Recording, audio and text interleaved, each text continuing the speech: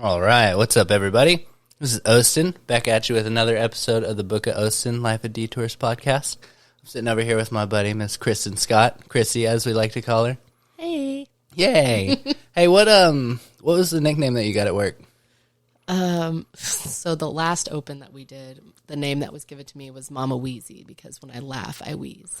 Oh, right on. Okay, has nothing to do with Lil Wayne. No, right on. Not at all. Yeah, and we already had Ryan's Mama Slim or something like that. Yeah, because she's Slim Shady. Yes, right. It's Mama Slim, and then Kat was Cat Daddy, mm-hmm. and then Mickey is Mac Daddy, and so I was the other mom. So this is Kat, the one that was at Grapevine.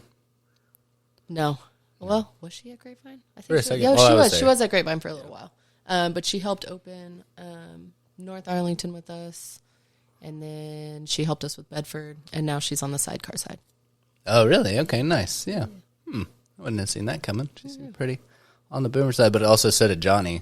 And True. But he started at sidecar, right? I don't know where. I don't know. He's been with the fucking company for so long, dude. I feel like he's been all over the place. Yeah. No, Kat was one of those. She'd found out one day, and it was like, oh, by the way, we're bringing you to the sidecar side. Nice. She called me, and she was like, so I'm not at Boomers anymore. You're like, what, did you quit? I was like, why? We just became friends. Where are you going? Yeah. So the reason that I wanted to do this podcast with you so bad is because not only, since we started this new store open, which we'll get to in a second, I feel like not only are we kind of on the same level-ish, yeah, it's also I feel like we've been the ones connecting, yeah, for sure. So we kind of know what's going on, and with everybody being sick and out and stuff, it was you that I knew that I could go to talk to. So that's me. It was really nice, man. Yeah. So we've gotten I told Ryan closer the same thing. Yeah. I was like, Austin and I have really gotten to bond and talk. Yeah. When it's open. I was like, it's nice because we didn't really work together at North because I wasn't there for long before I transferred. Mm-hmm. And so we never really got to work together. Yeah. So what was didn't you come back to North before the remodel?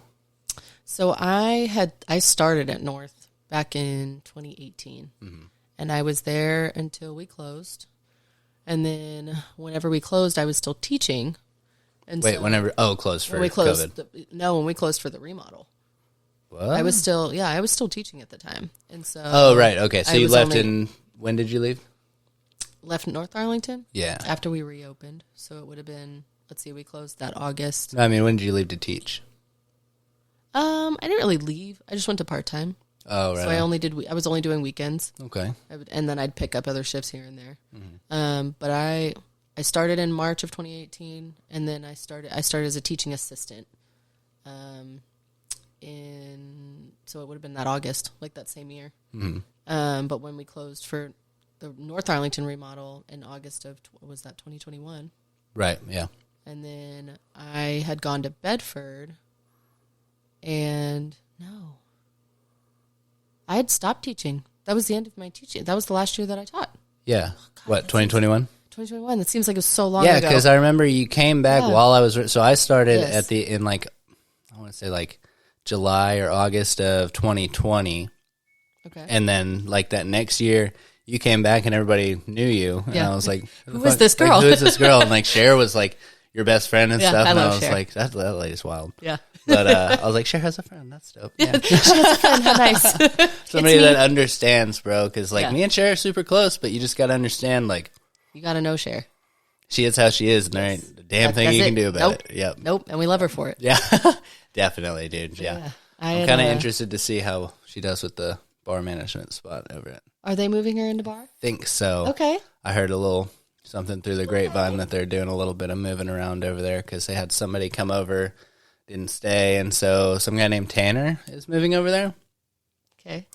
Yeah, Stephanie told me about it. Okay. So yeah, so she gave me a little bit of the spiel, but so I think Cher is going to be the bar manager. Okay. So I'm here for it. Yeah. Nice. I think it'll be interesting. The only thing that I've ever had I haven't even had a problem with her because it's just her scheduling. She's just I don't know if she just doesn't work with schedules well or something like that, but everybody's constantly bitching about their schedules over there. And I don't know. I mean, that's the issue that I had. That was part of the reason I transferred. Oh, really? It's because whenever we reopened, And I had already requested to transfer before we even reopened. Mm-hmm. And they wouldn't grant it to me because they needed me to help open the store. And I was like, okay, like we can do that. Then once we're open, I want to transfer. Mm-hmm. Well, then the open kind of got sprung on us, and I had just stopped teaching. I had like hurt my ankle. That was last year. How was that only a year ago? It feels like it was so long ago. It kind of does, actually. Yeah, it's been a year. Yeah. So yeah, I had a high ankle sprain, hurt my ankle, whatever. And so like I'd started at Bedford, and then I was basically on bed rest because I couldn't walk. Like my sprain was so bad. And once we reopened, what was that, in October? The scheduling was so bad. I was getting scheduled outside of my availability. I was getting scheduled tons of shifts that like I couldn't even work. Yeah. And then it like became like, it was like my problem. And I was like, you need to fix your schedule. I was like, wait, yeah. I was like, Yeah. this has been my same availability since I started with this company. Like, I don't understand. And so it just became a whole thing. And then whenever Bedford, once I did, finally, we got North open, and I had been picking up shifts at Bedford, and Ryan called North and was like, take her off the schedule now. I was like, oh.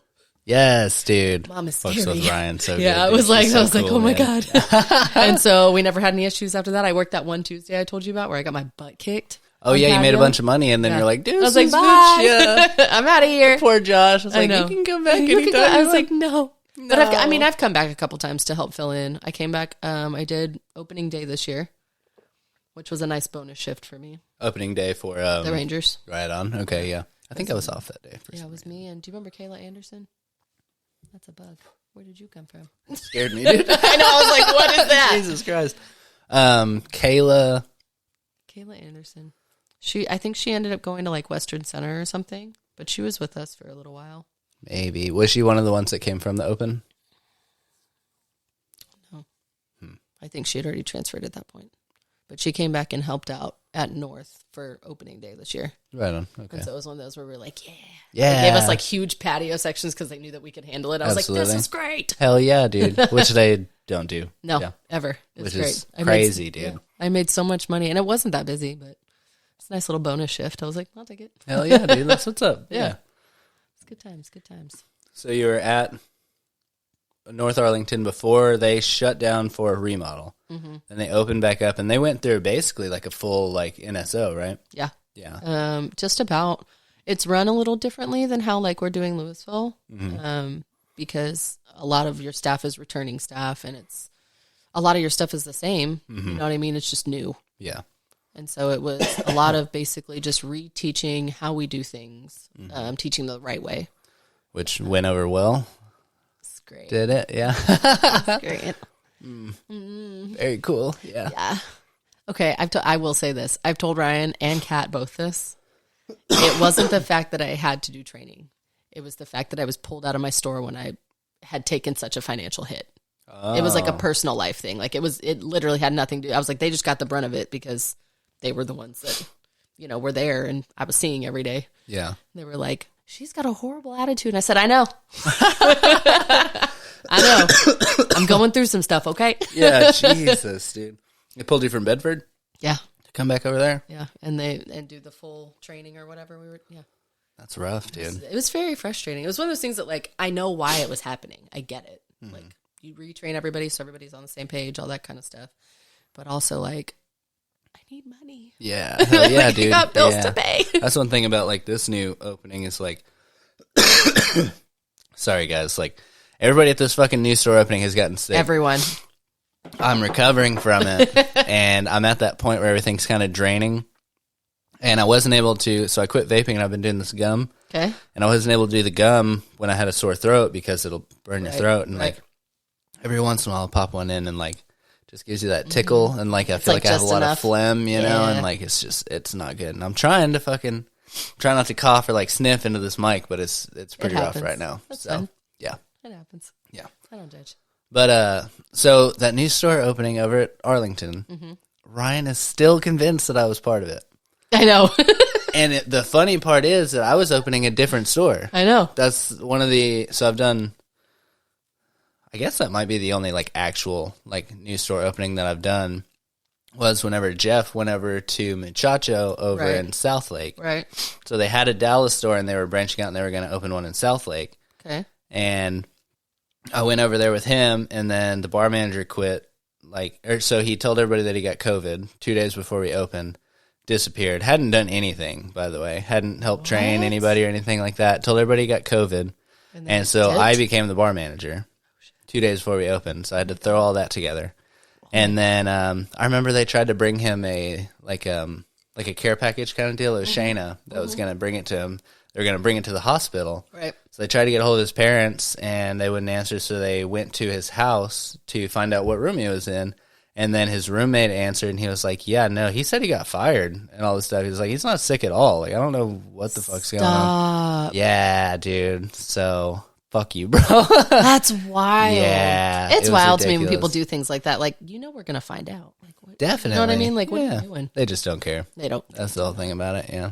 And Also, he was I'd rather like, you just be like, I don't want to work here. yeah. You know what I mean? He Like, could have totally just stayed at the other store, just quit, done whatever he wanted, but he threw everybody under the bus on that one. that's wild. It was really bad, dude. Yeah. So I did that. So right after we closed North Arlington, which was a trip, like you said, they kind of sprung it on everybody. They started giving us shifts at other places. It took them like a week or two to get me shifts over at Grapevine. Right. And I fuck with Bobby so heavy, dude. Yeah. That dude's so I haven't cool. met him yet, but I hear he's really What? cool. He's so cool, man. I remember one day he came in, he had just shaved a mustache. Like, he normally has, like, a pretty good beard. Okay. And, like, he just came in with a mustache and just fucking rocked it, bro. I was like, dude, I respect the shit out of that, dude. That's good stuff. And I felt bad whenever I went to leave because, like, I had been there for, like, 2 or 3 weeks. Like, everybody, like, liked me and stuff. And they kept trying to give me bar shifts. And I was like, really? I don't particularly like your bar. Like, it's just kind of there's a lot weirdly happening set there. up. Yeah, definitely. And then I told him, I was like, I'm putting in my 2 weeks. And he was like, ha. And then he's like, oh, you're fucking serious. And so, Sure am. so I did that. And then I went and I started doing shifts over at the other place. And then we opened that. And then I worked there for like a month and a half or 2 maybe. And that was in the middle of the new store opening in Arlington. Okay. And so everything kind of finished up, and the NSOs were there for a couple of weeks. That was whenever I was still at Muchacho. And then I decided I was going to go back to Grapevine because I really liked it there. Okay. And then because I lived in Arlington, I just told him, I was like, dude, I have to transfer back. Like, it's 5 minutes from my house. It's like, and it's only like a 15, 20-minute drive to Grapevine. But still. I liked my bar situation better at Arlington. And then I get back, and so I used to work that patio bar. Okay. Right? And like I'd have like a 12-table section and the entire bar. Then I get back, and that's gone. Yep. Yeah. I was like, fuck.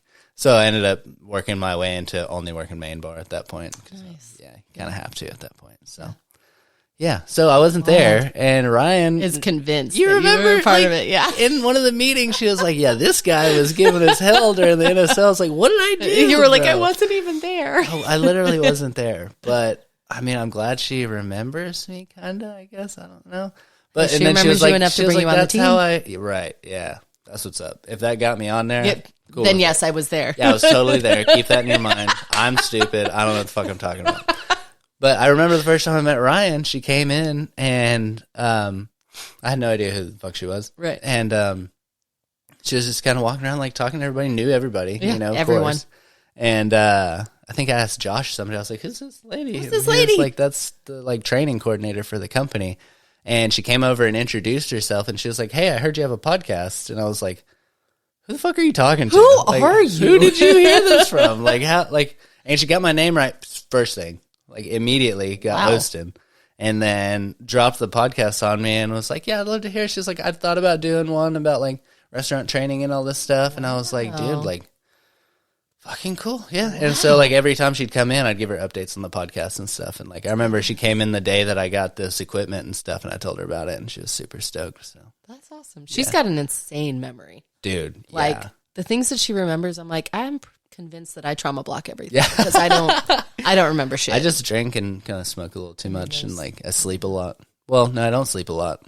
That might be the problem. I don't. You know what? Yeah, I might need to sleep some more. Yeah. Fair. I slept almost all day yesterday, and I never do that. Oh, for real? Like, I did not leave this couch. What? And I literally only left for 4 hours because I was hanging out with my mom. Nice. Came back. I don't even remember falling asleep. Like I had like prepped my couch. Like I had my pillows everywhere where I like them, right? I was ready to go. Fell asleep on that end of the couch, sprawled out, lights still on, TV's still on. I don't remember any of it. I was dead to the world. Dude, and this is such a chill spot. Like I could do that all day. I love it in here. That's so sick, dude. Yeah, but I got little OC running around, like. Yeah. And Kristin, like, so we have it set up to where, like, we don't have to have a babysitter. We don't have to have daycare or anything because one of us is always there. Nice. But it's like when I'm not at work, I have the baby. Yeah.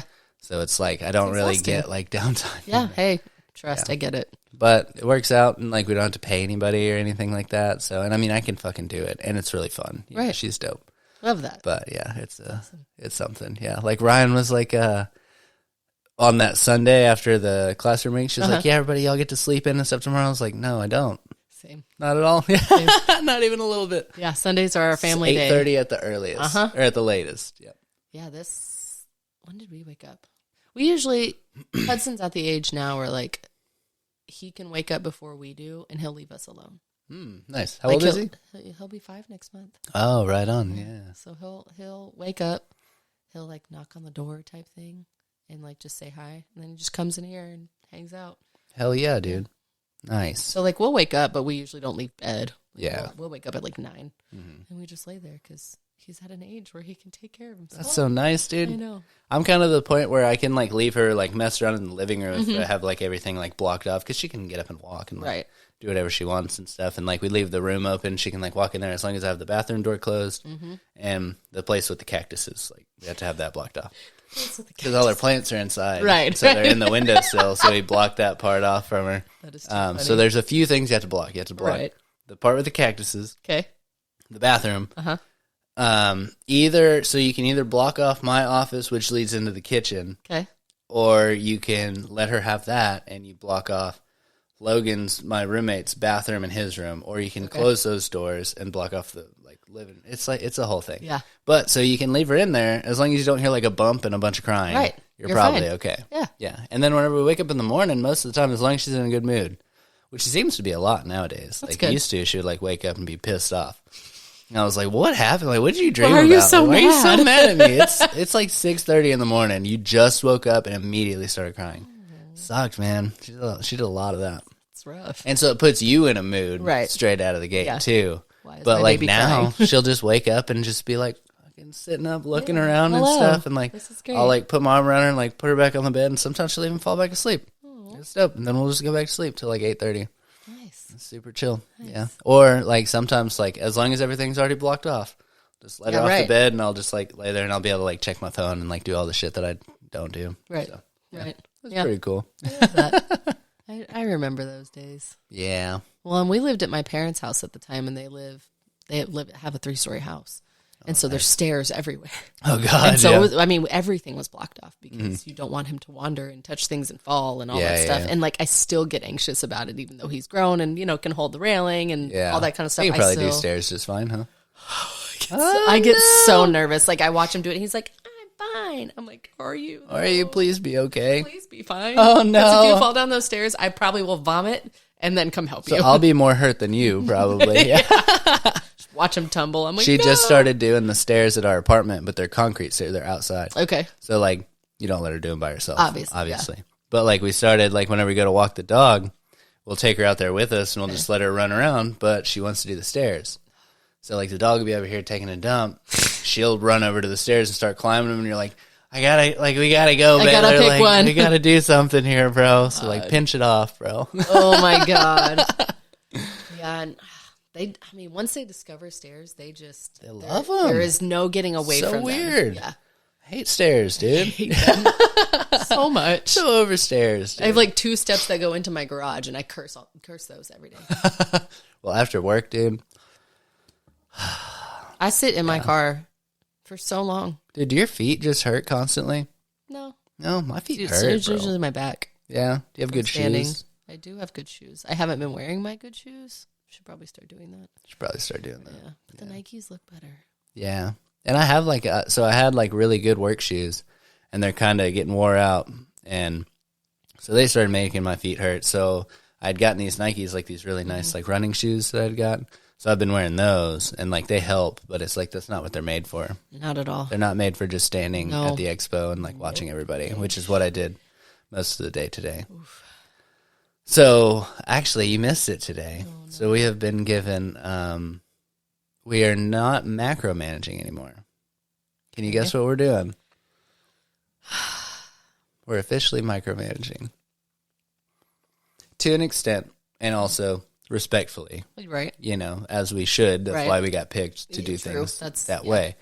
But we are basically supposed to like don't go to the managers for anything because like they're literally like running around like trying to do so many fucking things right now.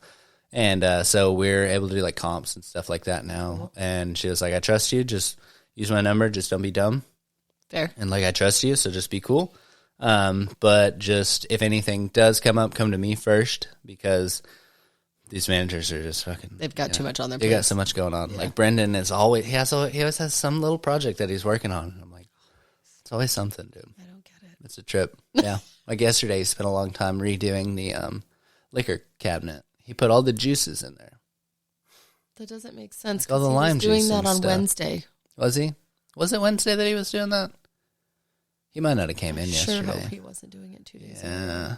I don't know. He might not have been there yesterday. Oh. I'm probably thinking of Wednesday. It's all bleeding together. I legit. At this point. Well, and I'm not used to being off on Thursdays and Fridays. These are usually my busiest days. These are usually the days that I work doubles. And so I literally was like, what am I supposed to do with my time? You're going to be like well rested, dude. Or it'll be the opposite where I'm like over, you know, like your body's like, what the hell just happened, dude? Where you've had like too much sleep. Yeah. And then you can't, like today I went to go see Mariah. It's the worst, man. It's awful. I stopped in Bedford to see Mariah because I haven't seen her since I left. Mm-hmm. And so we were sitting there talking or whatever. And I was just sitting on the bench like, she was like, are you okay? I was like, hey, bitch, I'm tired. And I was like, I'm tired. She's like, why? I was like, I don't know. I don't know anymore, man. Like, and I haven't had caffeine in 2 days. Yeah. Like, that's probably got something to do with it. It's so weird because, like, normally I'm, like, running around behind a bar. Right. And, like, now I do still run around because I just can't fucking help myself. I can't sit still. You know? But, like, I'm mostly standing or, like, just talking to the, like, servers and the other NSOs and stuff. And I'm not, like, running around in circles like I normally would. But I'm, like, you get beat, man. Tired. I don't know how this like takes it out of you like that. Must be the social aspect of it, maybe. Yeah, that's honestly what it is. It's like it's not really the physical stuff because you're not doing as much. Yeah. Right. Like, but there's just something about having to talk to people all day and manage people all day. Yeah. It's a lot. I had to go attempt to cut off a table today, and they were fine. Okay. They were fine. It was Nay. She's a little like timid with it, and she was like, they told me they'd been drinking before they got here. They've already had like 3 drinks, so like I don't know. I don't feel that comfortable about it and all this stuff. And I was like, well, if they try to order anything else, just let them know. Like maybe I can get you water, like get you something to eat, something like that. And she was like, she came back. She was like, well, they tried to order another drink. I panicked. I didn't know what to do. And so I went over there and I talked to them. They already had food. They had water, some of them, and like. The couple there were 4 of them, and it was 2 dudes and a couple, and the couple was just like really animated people. Okay. Very aggressive types. Okay. And just super nice though, but like really animated. Like they were like asking me my name and like, what does this stand for? And all this stuff. And I was like, you guys are just goofy. Yeah. First off. And they'd all had like their 3 drinks. They'd gone to a Christmas party at like 11 that morning, had a couple of drinks there. They were all fine. Yeah. But I got where she was coming from because we've been preaching at them, you know. Oh, yeah. Responsible better service. Better be safe than sorry, for sure. Yeah. And it was cool. Like, it's just so weird. Like, you go to, like, cut somebody off, you think they're going to, like, come back at you. And you're ready for it. And then I you're ended up, like, talking to him for, like, 10 minutes. Super nice. Chilling, dude. Yeah. Then I went back over to her. I was like, just get them the drinks. If they try to order too much, like, if they get 2 or 3 more drinks, right, like back to back or something. Yeah, if they start doing shots, that's probably not a good deal. Yeah, no, can't be doing that. You're good. You can't drink all day steadily and then start doing shots. Yeah. That's how you go out bad. You can take shots and then coast. There's a lot of different things, you know what I mean? Yeah. One thing I've noticed about doing the podcast is you should definitely choose one or the other because sometimes I'll be like drinking beer and I'll be taking shots too. That's what happened with Saya. I don't know how far you got into that one. I only got like 20 minutes in. She brought she brought a huge one of the big twisted teas, and then a 4 Loko, and then a bottle of Jim Beam Peach. Was she trying to die? Right. And also, then, did she turn 21 yesterday? After, I swear to God. And then after we finished that, we called Joel, who was getting off work and was on his way there, and he picked up some seltzers and shit on the way there. God. And so she ended up falling asleep in the bathroom. And me and Joel finished the podcast. Like the last 30, 45 minutes is just me and Joel. We didn't know she was asleep in the bathroom the whole time. Yeah. So. Oh, wow. I have to redo Saya's podcast. Okay. And I've talked to her about it. We're going to redo it. It's so funny, though. But I thought I listened to it and, like, we were sloppy for sure. But, I mean. Entertaining, I think. Okay. Yeah. If you don't like it, don't fucking listen to it. You know what I mean? All the others are pretty straight. Yeah. God, that's funny. It's funny. I will say, after listening to the way you and James were drinking those natty lights.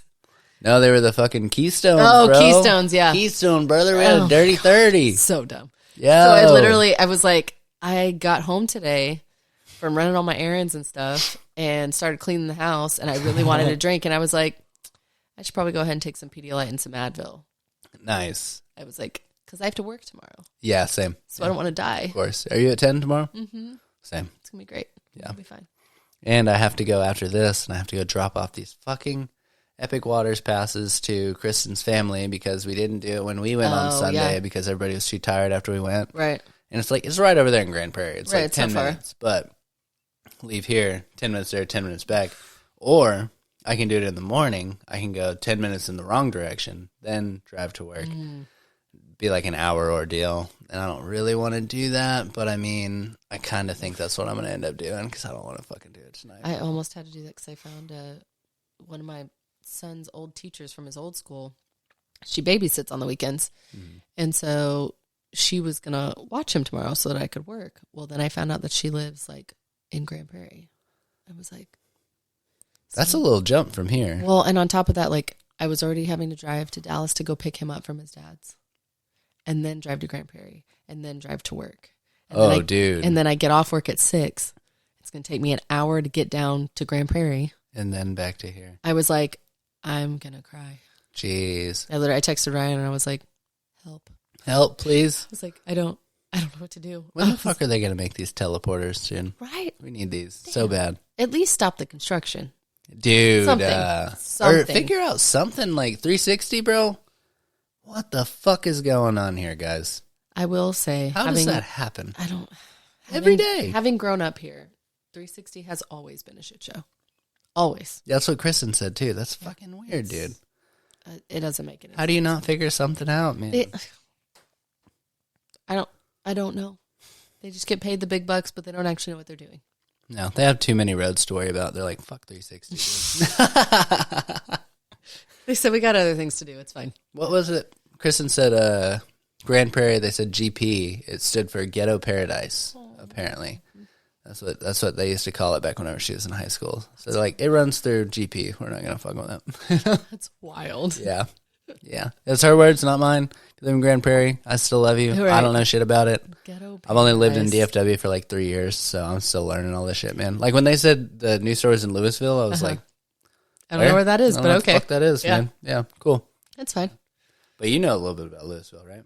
Yeah, I used to live in Louisville. That's a trip. Yeah, and work. You said you started in the service industry over there, right? In bars, yeah. I'd been in restaurants, like sit-down restaurants, but my first bar job was in Louisville, across the highway from where we are now. But it's just not there anymore because they expanded the highway. Kind of torn down and fucked up over there. So seems like an interesting area. It is an interesting area. Yeah. I used to make a lot of money out there. So it was one of the like I was super pumped for this store. Yeah, I think it's going to be good, man, especially after watching the bar for the last couple of days. It's been full all day. I can't imagine. Well, I mean, it might be like a new store, you know, like everybody's excited about it coming out, but like usually you get a couple of days out of that. It's Friday now. Like, yeah. And like today was the busiest. It was pretty busy today. Good. But it was like so consistent throughout the day, but like, so the bartenders come in at 9 o'clock, remember? Right. And then on Friday, they bring in the night crew at 6. Yeah. So they were 3 deep all day. They were busy and they had a section and stuff, but from 9 a.m. to 6 o'clock p.m. Was that a 9-hour shift? Yeah. Yeah. I guess if there's any day that they're going to have that many and have that long of a day, Fridays and Saturdays are going to be the ones to do it.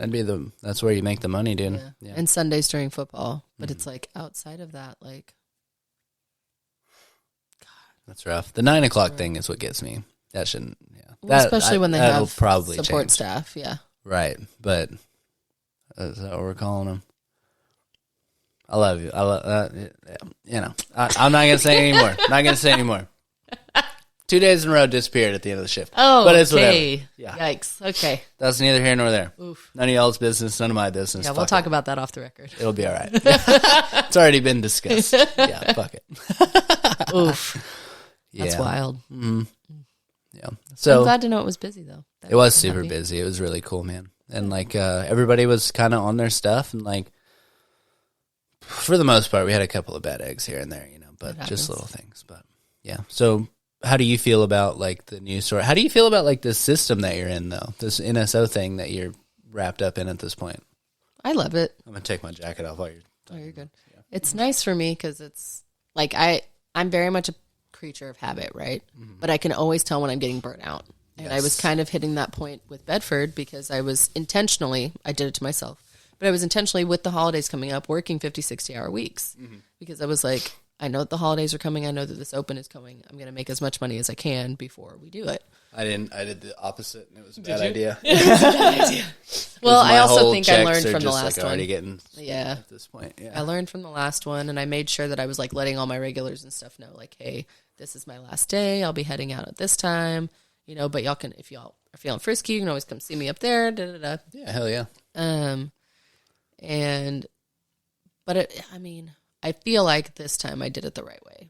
Like making sure that I worked as much as I could, had a decent amount in savings, paid off what I could. Yeah, for sure. Yeah. Because that adjustment can be rough. Mm-hmm. I mean, it's a lot.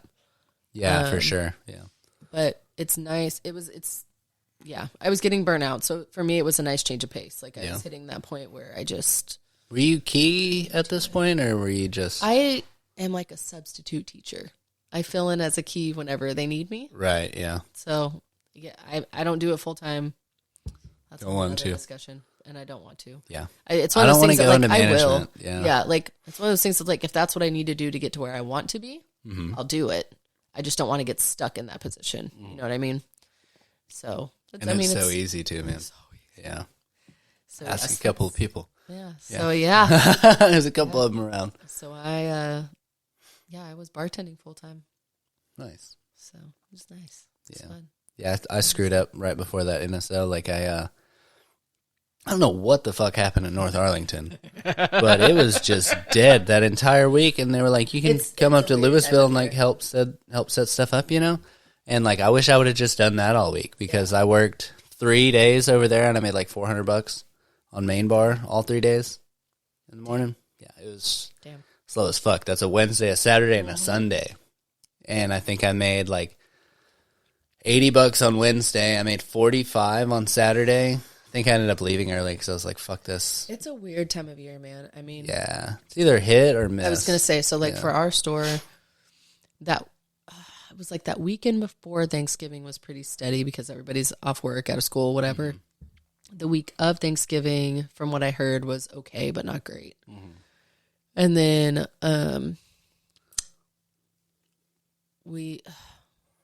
today, I mean, when I stopped in today, the bar stayed pretty steady. The store was steady. And I kept telling people, I was like, just wait for winter break. Yeah. I was like, that'll give you like 2-3 weeks of steady business because everybody's, out of school, off work, families are in town. I was like, so then you have a lot more parties that come in. I was like, especially if our weather stays the way that it is. Like, business is going to stay busy. This weather is bullshit, though. It's wild. What the fuck, man? I don't like winter, the cold came, and I was like, I was ready for it. I'm ready for it. I got a fireplace. I'm fucking down. Let's do this. I love making fires, dude. Like, this is bullshit. Little pyro. Love that. Yeah. I like to play with them. No, winter's just not my jam at all.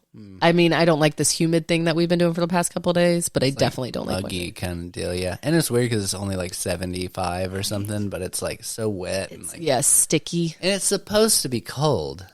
I think that's what throws when it you off. go to look outside, it looks cold. Yeah. And then you walk out and you're like, ugh, I'm sweating.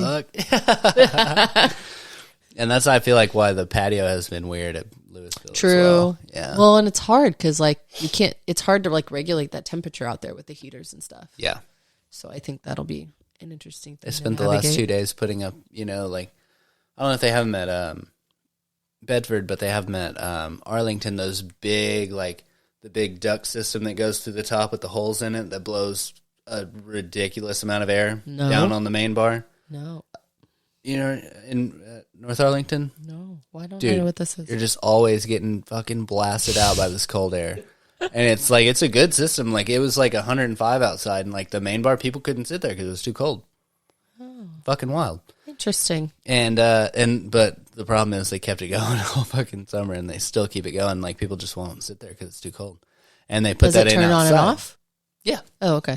But most of the people don't know how to work it well enough to regulate it, and Cher has her hot flashes, so it's like... Same, Cher, same. Yeah. I feel that. She'll be like, is it hot in here? I'm like, bitch, it's freezing, bro.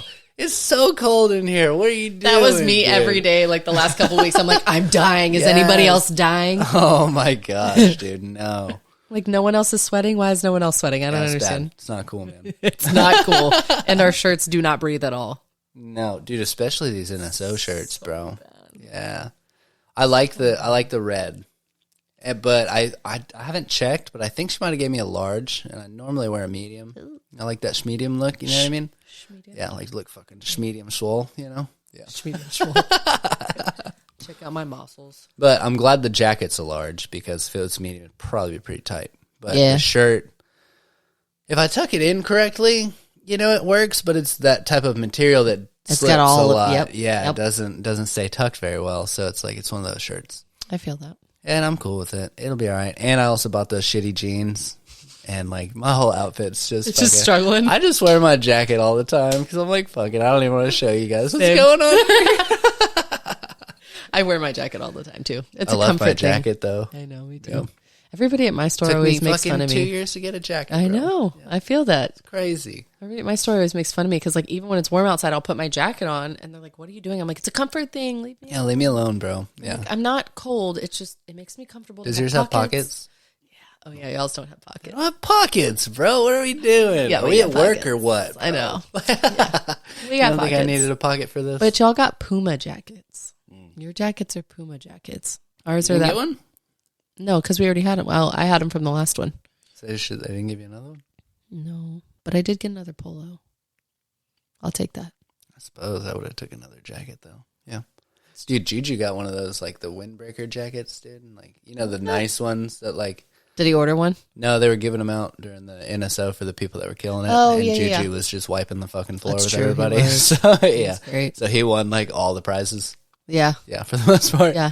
Yeah, so he got, like, a sick jacket, and he walked out in it today, and I was like, fuck you. Damn it. That's so nice. I want one of those. Whatever, bro. Yeah. Soon. But, so we're doing this new store open at Louisville. Yeah. It's going really great. Ryan is the fucking bee's knees, bro. And I think this is kind of what my career path as far as the service industry is going to go, because I don't want to go to management. Right. And I don't want to bartend forever. Right. I mean, I can do it for a while. Like, my plan is hopefully something to do with this podcast. Right. Or, like, I don't give a fuck. I'd do radio. I don't give a shit. Yeah. Something. Anything. Yeah. Just for fun. But I definitely don't want to do management. And I like teaching. Yeah. And, like, I love training. And, like, this is, like, my exact wheelhouse. And, like, I don't know how I somehow ended up in this situation. Yep.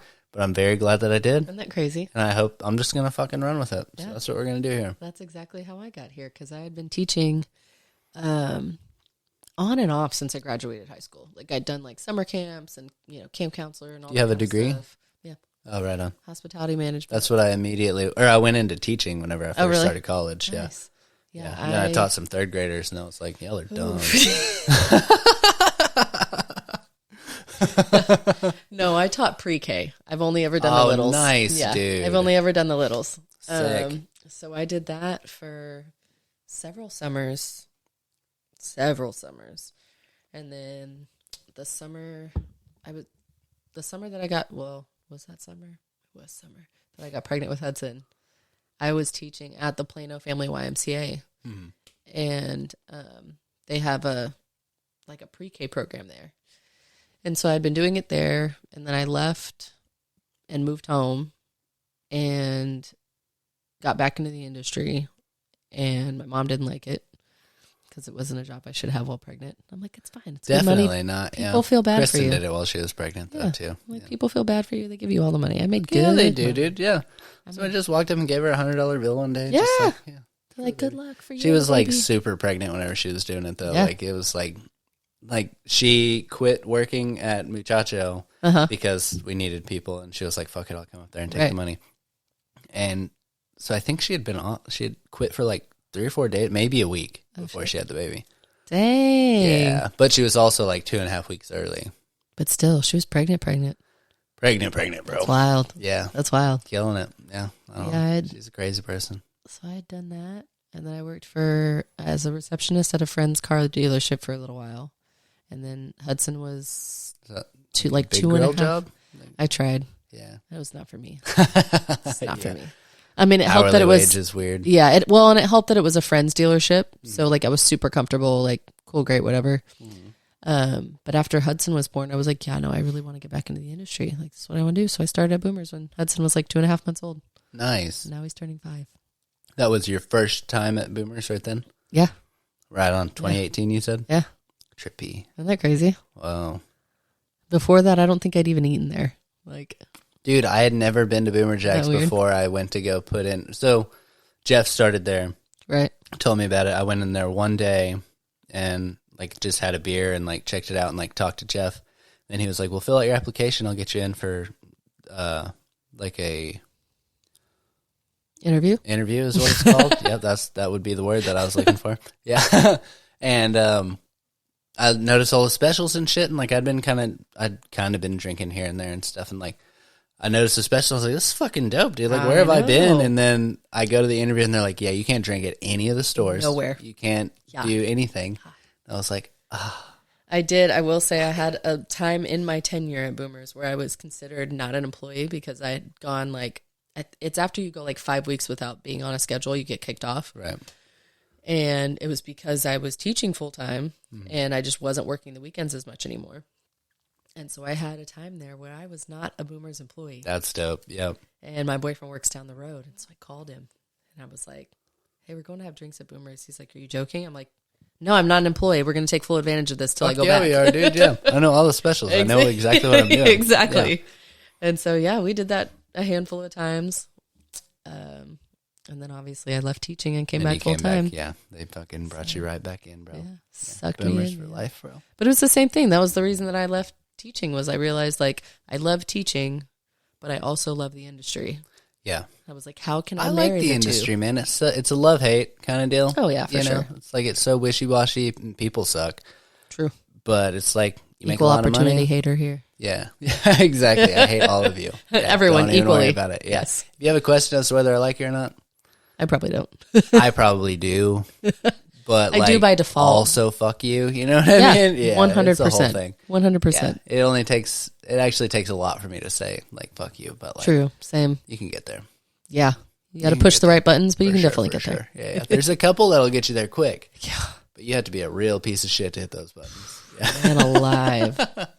Man alive. And some people do be hitting those buttons. Yeah. But it's a trip. The industry is fun. And yeah. We've got a good platform. That's the one thing I try to impart on all the people that I talk to, like all the trainees and stuff. I'm like, it's not like you work for Boomer Jacks, but it's more like we're more like private contractors kind of deal. Like they just give you a place to practice your art. Yeah. And it's a good place to do it. So don't fuck over the company that gives you the place to do this. Yeah. You know what I mean? Like maybe they're not the ones paying you technically, you're working for tips, but like you wouldn't be at this place where these people are coming. Absolutely. If it wasn't for this place. So yeah, I tell people that all the time. I'm like, you're in charge of your money. I was like, we are independent contractors. Mm-hmm. Like, we don't get paid hourly. Mm-hmm. So you can make as much or as little money as you want today. And that's what I like about it. It's all about how much effort you put into it and how much you can handle, really. True. Yes, very true. Damn. I tell people that all the time. Stupid people in the industry. I know. Because they're precious. I know. I'm like, oh, sweet babe, move over. I'll shark that table off. I was telling everybody that we had our pre-shift on Tuesday or Wednesday, and it had to be Wednesday. Yeah, because I left work in a great mood. That was a good day. Wednesday, I opened with was a good Oscar. day, actually. Brendan was the mid, and then I closed. Well, Alicia was the closer. So I came in with a winner and left with a winner. I was like, this is great. Yeah, I fuck with Oscar. Oh my God. And so it was his first day having to do pre-shifts and stuff. And so I led it so we could kind of see what it was supposed to look like, all the things or whatever. And it's the same thing. I was like, listen, I don't care if it's your table. I don't care if it's not your table. Greet them. Yeah. Take care of them. Give them coasters. Get them waters. Yeah. I don't care. Like, I truly don't care if you don't do anything else. Mm-hmm. Let them know that they've been acknowledged. And also, what the hell else are you doing? Yeah. Sitting at a table out on the fucking patio, bro. All right, we'll get back to that. I need to go pee, so we're going to take a break. We're going to come back. We might not even talk about work anymore. So, yeah, that's fair. I don't know. It seems to fucking work its way Always, back in every time. Every time. Okay. All right. Bye, guys. We'll be right back. All right. What's up, everybody? Austin here. So, I'm not sure if you guys follow my social media, mainly my Instagram, but if you do, you might have seen some recent posts with me doing some climbing. Turns out there's an indoor rock climbing place near where I live, and me and the lady Kristin have started going every week, mainly on Wednesdays. So we've just been doing it for fun, but it's pretty challenging, and you get like the aesthetics of exercising these muscle groups that you just don't usually hit in the gym. Plus, you meet some really cool people who climb in the process. So, through climbing, I came across this awesome company called Dino. Dude, they have this one product, Beta, and I love the idea. It contains a 2-in-1 thermogenic nootropic with a boost of clean energy using 10 simple, all-natural ingredients. Now, if you're not familiar, nootropics are supplements that boost your creativity, promote mental clarity, and give you intense focus. So I'll tell you right now, it takes a lot of energy and creativity to reach the top of those climbs, man. So one thing I like about this concept is it's not just for climbers. I honestly can't see why Dino's Beta wouldn't be perfect for any activity or adventure. Another thing that's cool is they're going to ship straight from their door to yours, meaning no annoying retail shop markup. And if you use the code OSTEN, that's OSTEN, at checkout, you can take another 15% off. So go check these guys out. They're the Dino Climbing Company on Instagram or thedinocompany.com. Now back to the pod. Have it on there. Yeah, it's on there. It's all good. All right, guys. So we're back. We're like riffing off the pod now. So we just got to start this thing because we're fucking killing it right now. Yeah. So we're going to take a shot. I see you brought some tahini out. I would like some of that. Yeah, some Tajine. This is so good, dude. I had never heard of this shit before I moved to Texas. Oh, like welcome. 3 years ago. Welcome, brother. It's fucking awesome, dude. I'd never heard of a ranch water either. What? Yeah, that's not a thing in Arkansas. Thing too. Yeah. People don't really drink that much tequila up in Arkansas, man. Shoot, black people do. In Arkansas? Yeah. Oh, okay. In Arkansas? In Arkansas. Oh, for real? Okay. Where, like Pine Bluff? What are you talking about? Conway, Little Rock? All my family is outside of Hot Springs. Oh, yeah, okay. Like, we do tequila. Where, Benton? Yeah. Yeah, like for real? All in that area. There, I've got family in Benton, Bryant. Camden. Oh, shit, okay. Royal. Royal, really? Yeah. That's a trip, like, headed towards Mount Ida. Yeah. What? So I'm from Southwest Arkansas. Okay. So we had to go, it's a dry county, so we had to either go to Hot Springs or hop across the border. Yeah. That's wild, okay. Small world, so huh? you know what's going on, don't you? Okay. Yeah. All right. Let's get good a times. bit of My Mother's Day gift in 2020, we went to Petit Jean. I think I told you that. Yeah, you did tell me about that. And that place is fucking fantastic. I have so many videos and pictures and shit of that place. Yeah. Because I went to school in Conway. Yeah, that's right. So I was like 10, 15 minutes away. Yeah. Do it all the time. I have a video of our Airbnb. I'll have to send it to you. Yes. Cheers. Right. Cheers to Arkansas. Hell yeah. My baby's a Texan. I am also a Texan. Yeah. So, on that note, let's go ahead and take it back. Let's talk about this Krissy over here. Oh, man. So let's start at the beginning. So you were born here, like in this area, or so you're from Texas? In Fort Worth. I'm adopted. Right on. So we'll start there. Okay. And what is your ethnicity? I'm black and white. Okay, right on. Yeah. Because I told somebody the other day, they were like, "Who's Krissy?" I was like, "She's the like lighter skinned girl," and I was like, is she light skinned or does she have Mexican in her? And somebody was like, I think both. And I was like, all of the above. You don't know it? Like, you don't know? Like, what are we talking about here? Yeah. I was like, I think I nailed it. Okay, first off, I know it pretty well at this point. Yeah. So I'm black and white. Mm-hmm. And up until 2018, all I knew was that my mother was white and my dad was black. That was all that I knew. Right. I was adopted at, I was 7 days old. And my parents couldn't have kids. They went through the Edna Gladney Center. It was located in Fort Worth. Still is located in Fort Worth, just a different location. Is Edna Gladney, is that like a big name of like, I don't know anything about adoption, unfortunately. So she... Even though I was adopted technically by my grandma. Yeah. I'll probably butcher this woman's story. Mm-hmm. But from what I understand, she was considered like the mother of adoption, right? Like Edna was? Yeah, like she started like the whole movement of, having a home for the birth mothers to live in and like do all, give birth and do all the things and help give their babies up for adoption. Right. And do all of that. From what I understand, she was like the pioneer of all the things. Okay. So it was like a real big deal. And now you have a whole bunch of different organizations that help with things like that and assist families and stuff like that. But, I obviously don't. I was never in foster care. I don't remember any of that. Do you know who your birth parents are? I do now. What? Yeah. How long did it take? How old were you? I was 28 years old. Whoa. I sent off, my dad got us Ancestry DNA kits. Nice. For Christmas. So Christmas 2017. Oh, shit. So you learned it that way? Yeah. Well, I mean, like, I knew I was adopted, knew that I was black and white, all that kind of stuff. Black and white. Black and white. But... yeah, so I did the Ancestry DNA kit in Christmas of 2017. Mm-hmm. Hudson was born in January of 2018, so a month later. Whoa. I got my results at the beginning of February, so Hudson was maybe a month old. Mm-hmm.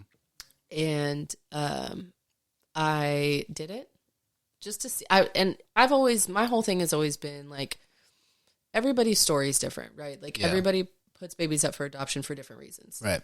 Some of them are traumatic. Some of them are just, it was the best choice. Yeah, logical. Exactly. You're like, I'm not in a place to take care of a fucking kid. Like, there's all different kinds of fucking reasons. Harder than you think, bro. Yeah.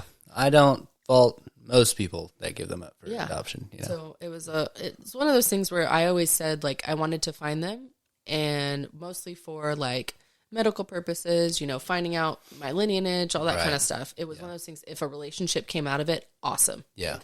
Cool. I think I'd be more excited about just learning like the full ethnicity part of it, like what parts I am and stuff. But like, then I, like you were just talking about it and I was like, oh shit, they do actually do like the records. Like they find people that get off boats and shit. Absolutely. Yeah. Whoa. Yeah. So, I ended up having someone, when you look at like the app or the website or whatever, there's like a part where you can see, all your potential family members, and it'll tell you to what degree, right? Like, so it'll tell you like potential second cousin, potential sixth cousin, potential grandparent, whatever. Yeah. And so I clicked on the one that said potential second cousin, and I was like, and it was, I can see the picture so vividly in my brain, but I cannot remember what the name, like her like profile name was or whatever. Oh, right on. Somebody famous? No, it was just an older white lady smiling. Oh, right on. Okay. Yeah. So I was like, all right, so I'm gonna click that. Yeah. And so I just sent a message and I said, my name is Kristin Scott. I was born here on this date. Do you know of anybody in your family that gave up a baby around that time? And she messaged back within a few days and said, I know exactly who you are. You're the missing piece to our puzzle. All this stuff. And I was like, oh my God. Bro. Like, you're right. Isn't that crazy? So it was this whole thing, and she tells me all of this like stuff. A sweet old white lady, it sounds like. So apparently the one who owns the account, I don't know why I am blanking on her name. I've never met her in person. Yeah, okay. But she is the family historian. And so it was like her daughter was the one that was messaging me because she saw the message. Mm-hmm.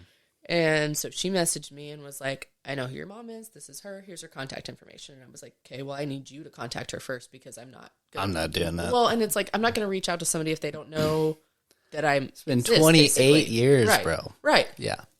I'm like, I don't know her story. Like, what if that was something really traumatic for her? Like, I don't want to be the one to bring up all that stuff. Yeah. And so I told her all of that, and she was like, I've already spoken with her, and she said to reach out whenever you're ready. I'm like, okay. Aww. So when I was little, my mom always called me Sweet Pea. That was her nickname for me. Your mom, like Lynn Scott, my mom. Your adopted mom. Yes. Yeah. So your mom. Yeah. Yes. She always called me Sweet Pea. Mm-hmm. I sent my email to my birth mom, Abby, and when she responded back, her response was, "Hey, Sweet Pea." Goosebumps everywhere. Trippy. I literally, I just stared at my phone. I remember I was feeding Hudson, sitting in his little rocker, and I just, I happened to open it. I was like, "Ooh, an email." Open it, and I was like, I was like, "Oh my God." What was the rest? So, hey, and it was Sweet Pea, just I'm so glad you reached out. She kind of tell you the story then? Yeah, or? a little bit. Basically, it was just that she was like, I'm so happy that you reached out. I think about you often. And over the course of a few months, I basically learned that on her side, I have 2 sisters and an adopted trans brother. Right on. And Wait, so trans brother as in he was born, transitioned into male? transition, yes. Okay. That's so fun. It's a lot. Yeah, it's a lot to learn. Yeah. Yeah. We're still learning it. I'm with it. Yeah. We're getting there. I feel you. And so, so that was crazy. So, and I mean, it was me and my brother growing up, right? So that's it.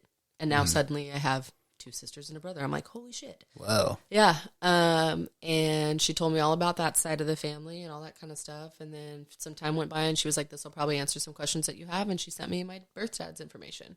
Whoa. And that's who I look like. I'll show you a picture later. Oh, but right. It was crazy because as I've gotten to know everybody and we've spent time together and all that kind of stuff, he was the one that upon finding him found a picture and that's where I get most of my features from. Oh, trippy. But then I've seen pictures of her when she was younger and I absolutely looked like her. It's so when weird I how was that it's age. a mix, especially through the stages. There's times even through OC's just 1 year where I'm like, she definitely looks like Kristin. Yeah. And for a month she'll look exactly like me. Isn't and that then crazy? kind of morph. And I'm like, that's exactly what happened. So whenever we went to go visit her for the first time in 2019, we went to my grandma's house on that side, and there were a bunch of pictures, pictures of her in high school and after she got married and all that kind of stuff. Mm-hmm. And I remember looking at those pictures and I was like, whoa, that looks like me. whoa. Yeah. So you didn't have crazy. that growing up with your adopted parents, Right. obviously. I don't look like anybody.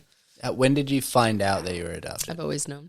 Oh, they just told you straight from the game? Yeah. I think that's kind of the way to do it, depending on, obviously the situation. It's Right, up to for sure. everybody to do their own thing, but if it's possible, Oh, yeah. I think it's best to just know. Absolutely. And I have friends who didn't find out until they were older. Mm-hmm. I have friends who have always known because of whatever reason. Yeah. I have friends who've gone through traumatic experiences and they don't care. Yeah. Everybody's Tanya different. At North Arlington?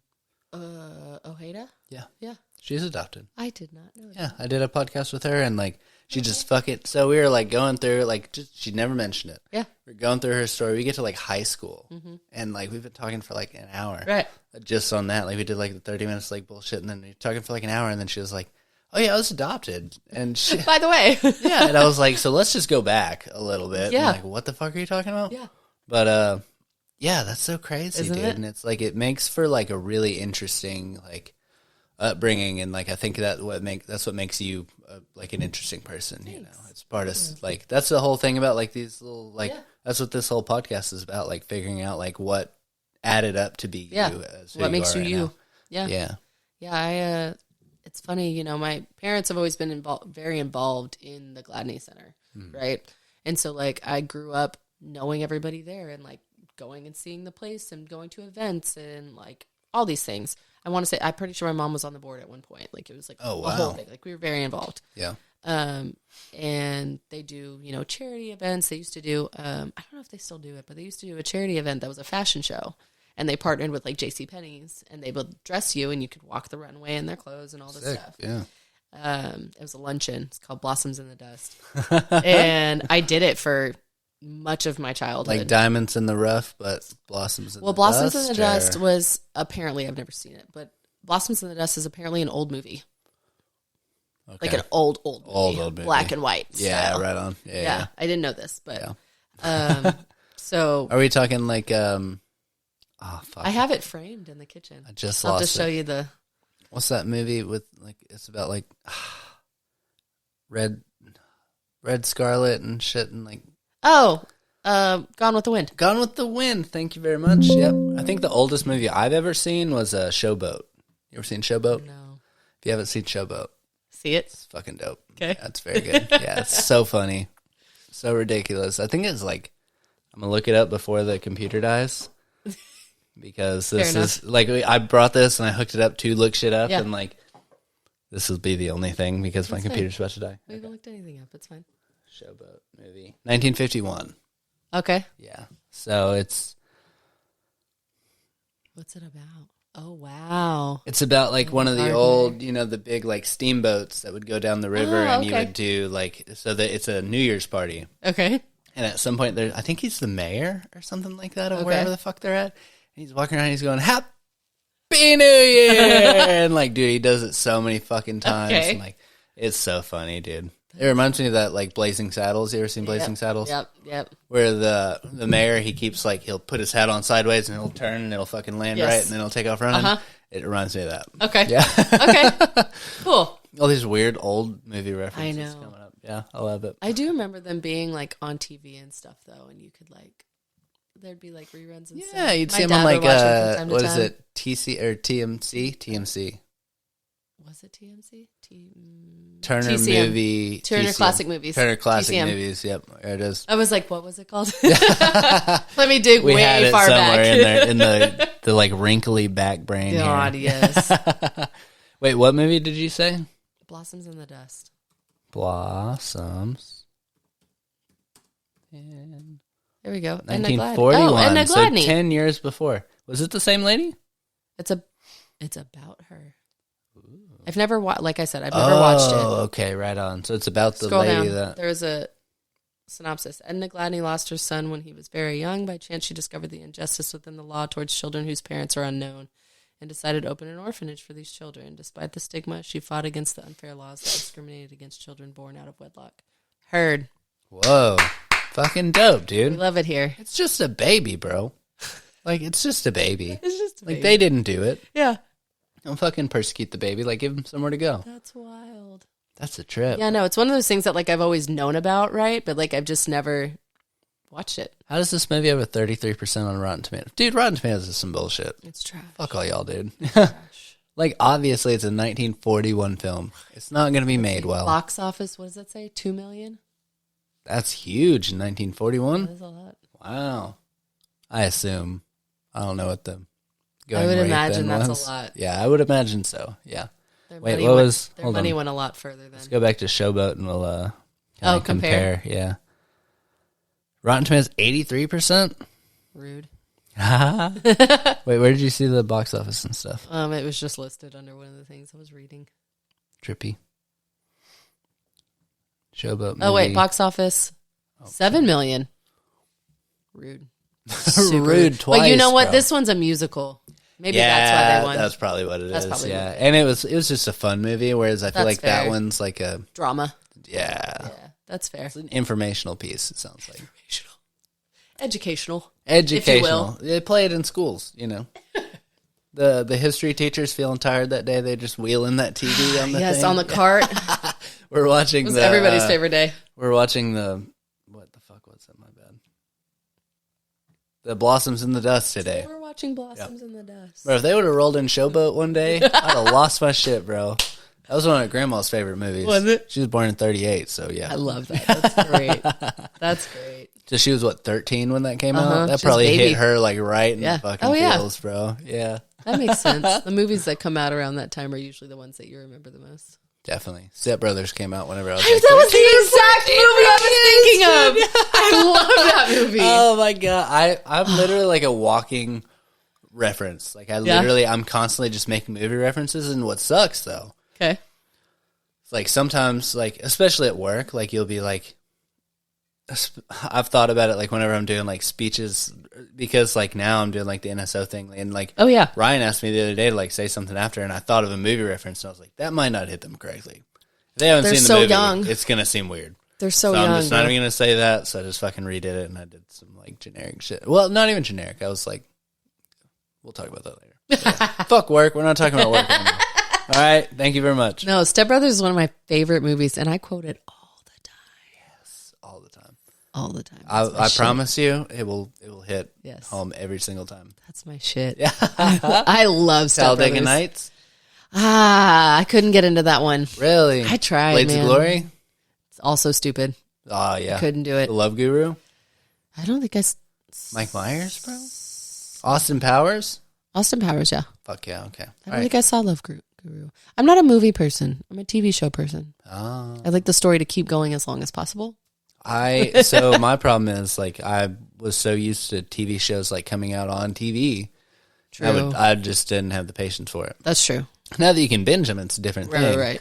But it's also like now it's like I have 10 hours to watch when I can watch a 2 to 3 hour That's movie fair. and get That's the fair. exact same fucking thing without all the fucking trauma. I'll just do that. But I That's live cool with for me. the drama because it's not my drama. Yeah, I mean, if you get a day off and you can just chill on this That's fucking exactly badass what I couch, did yeah. yesterday. Yeah. Okay, what I did you didn't. watch? I don't remember half of it because I was in and out of sleep. I've been on a Wednesday kick or with something. no, because that's one that like I know I need to be awake for. I want to watch it. I wanna Kristen watch it started the other so day, and I bad. didn't even know. I hear it's good. That's rude. Well, I've been working a lot. That's fair. Yeah, I give her that. And I also like she doesn't ever watch TV, Oh, okay. and so she wakes up at like 5 in the morning to do her stuff, and then they go to bed at 9 o'clock, and that's whenever Right. I do my stuff. Okay, So, fair enough. 9 to midnight, that's more of the time you're going to be bullshitting That's true. movies and stuff. That's true. Whereas like 5 in the morning, she's doing yoga and like making coffee and shit. Crazy. Yeah. I wish I could be that person. She's an interesting person. We love She drinks that though. her greens and stuff. I love that. Yeah. That's great. That's why she didn't get sick at all Of course she did. whenever I was sick. Of course Not she at all. didn't. No. No. She can't get sick, bro. Why would she? She's got a fucking iron gut. She's like, made out I'm of- fine. For real. She was talking shit this morning. She's like, yeah, I just don't get sick. I was like, yeah. Must be nice. So I stopped kissing you for 3 days for no reason? Right. Fuck you, bro. Cool. Bye. Still love you. I was like kissing her like behind the ear and shit. Like, Ricky does the same thing. He'll kiss my forehead, and I'm like, this is disrespectful. bullshit. Yeah, this is trash. I hate not having an immune system. Leave me alone. Yeah. It's because we're in the industry we're in. Bro. It's the But you food, would it's think the that would drinking, be it's the fucking bullshit. Yeah. You know? You'd think it would be the opposite, though, because we're exposed to so many more germs Right. that we wouldn't get sick. Well, I think we're building An immunity. we're building That's true. It is a new store. That makes sense. It's one thing when you're in your That's what I was saying. It's like it's all these people that have never been together from all these different places. Like, I mean, not everybody that works there lives in Louisville, especially NSO managers, all that stuff. True. Okay, laptop's dead. Fuck you, bro. So NSOs all from different places. That's true. Managers all from different places. That's very true. That's a Some good of the point. staff from Louisville, some of them from all over the place. Yeah. Everybody's coming together in the middle of flu season. Apparently, COVID somewhere in there. I don't know. I doubt it, but you know, Can't. I knocking can't. on it. Okay, but then we all come together in the middle of the season, Yeah. and we're opening the store. We're in very That's close true. quarters, That is very true. so it's just bound to happen. Oof. Yeah. Yeah. So now That's a good we point. shouldn't get sick for the rest of the fucking year. You know what I mean? I hope so. Yeah. The next 3 weeks of the year, I hope so. I can't do it. we'll see. Fuck it. I hate being sick. I never get sick. I get sick like maybe once a year. Yeah. And the last time I was sick, I had COVID.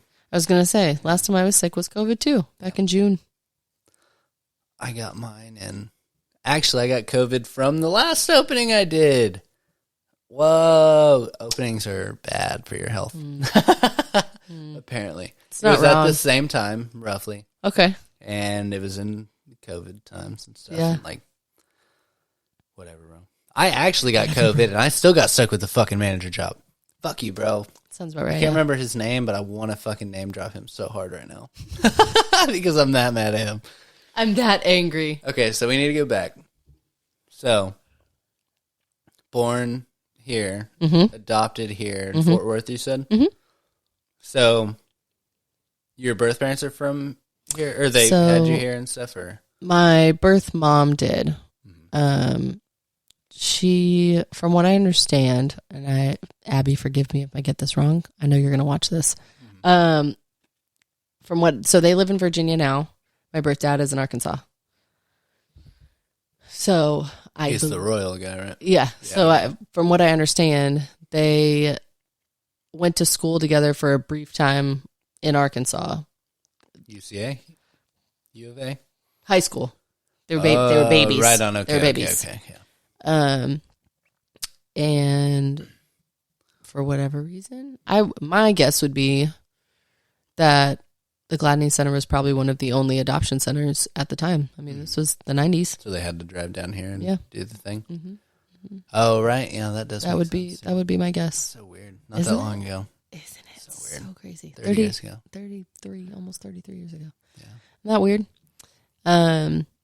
So yeah, so that I would assume that that's how that went. It's one of those things that, like, when it comes to things between them, I don't ask a lot of questions because that's their story. Yeah. And I'm not going to pry. Yeah. I don't. And it also hasn't had and it has no negative that much of an effect on you. Exactly. Because you were pulled from the situation. Exactly. So the birth parent, or your adopted parents, who are your parents. Yes. Like, I keep saying adopted parents, but they just are to your specify parents. between the two. Yeah. Yeah. And well, that'll be dropped before too long. But, so they're from here? My dad is from Rochester and my mom is from the Chicago area. Trippy. Yeah. Okay. So where did you Alvin. end up? I've just been here the whole time. Really? Yeah. So they came here? So Peter and Lynn.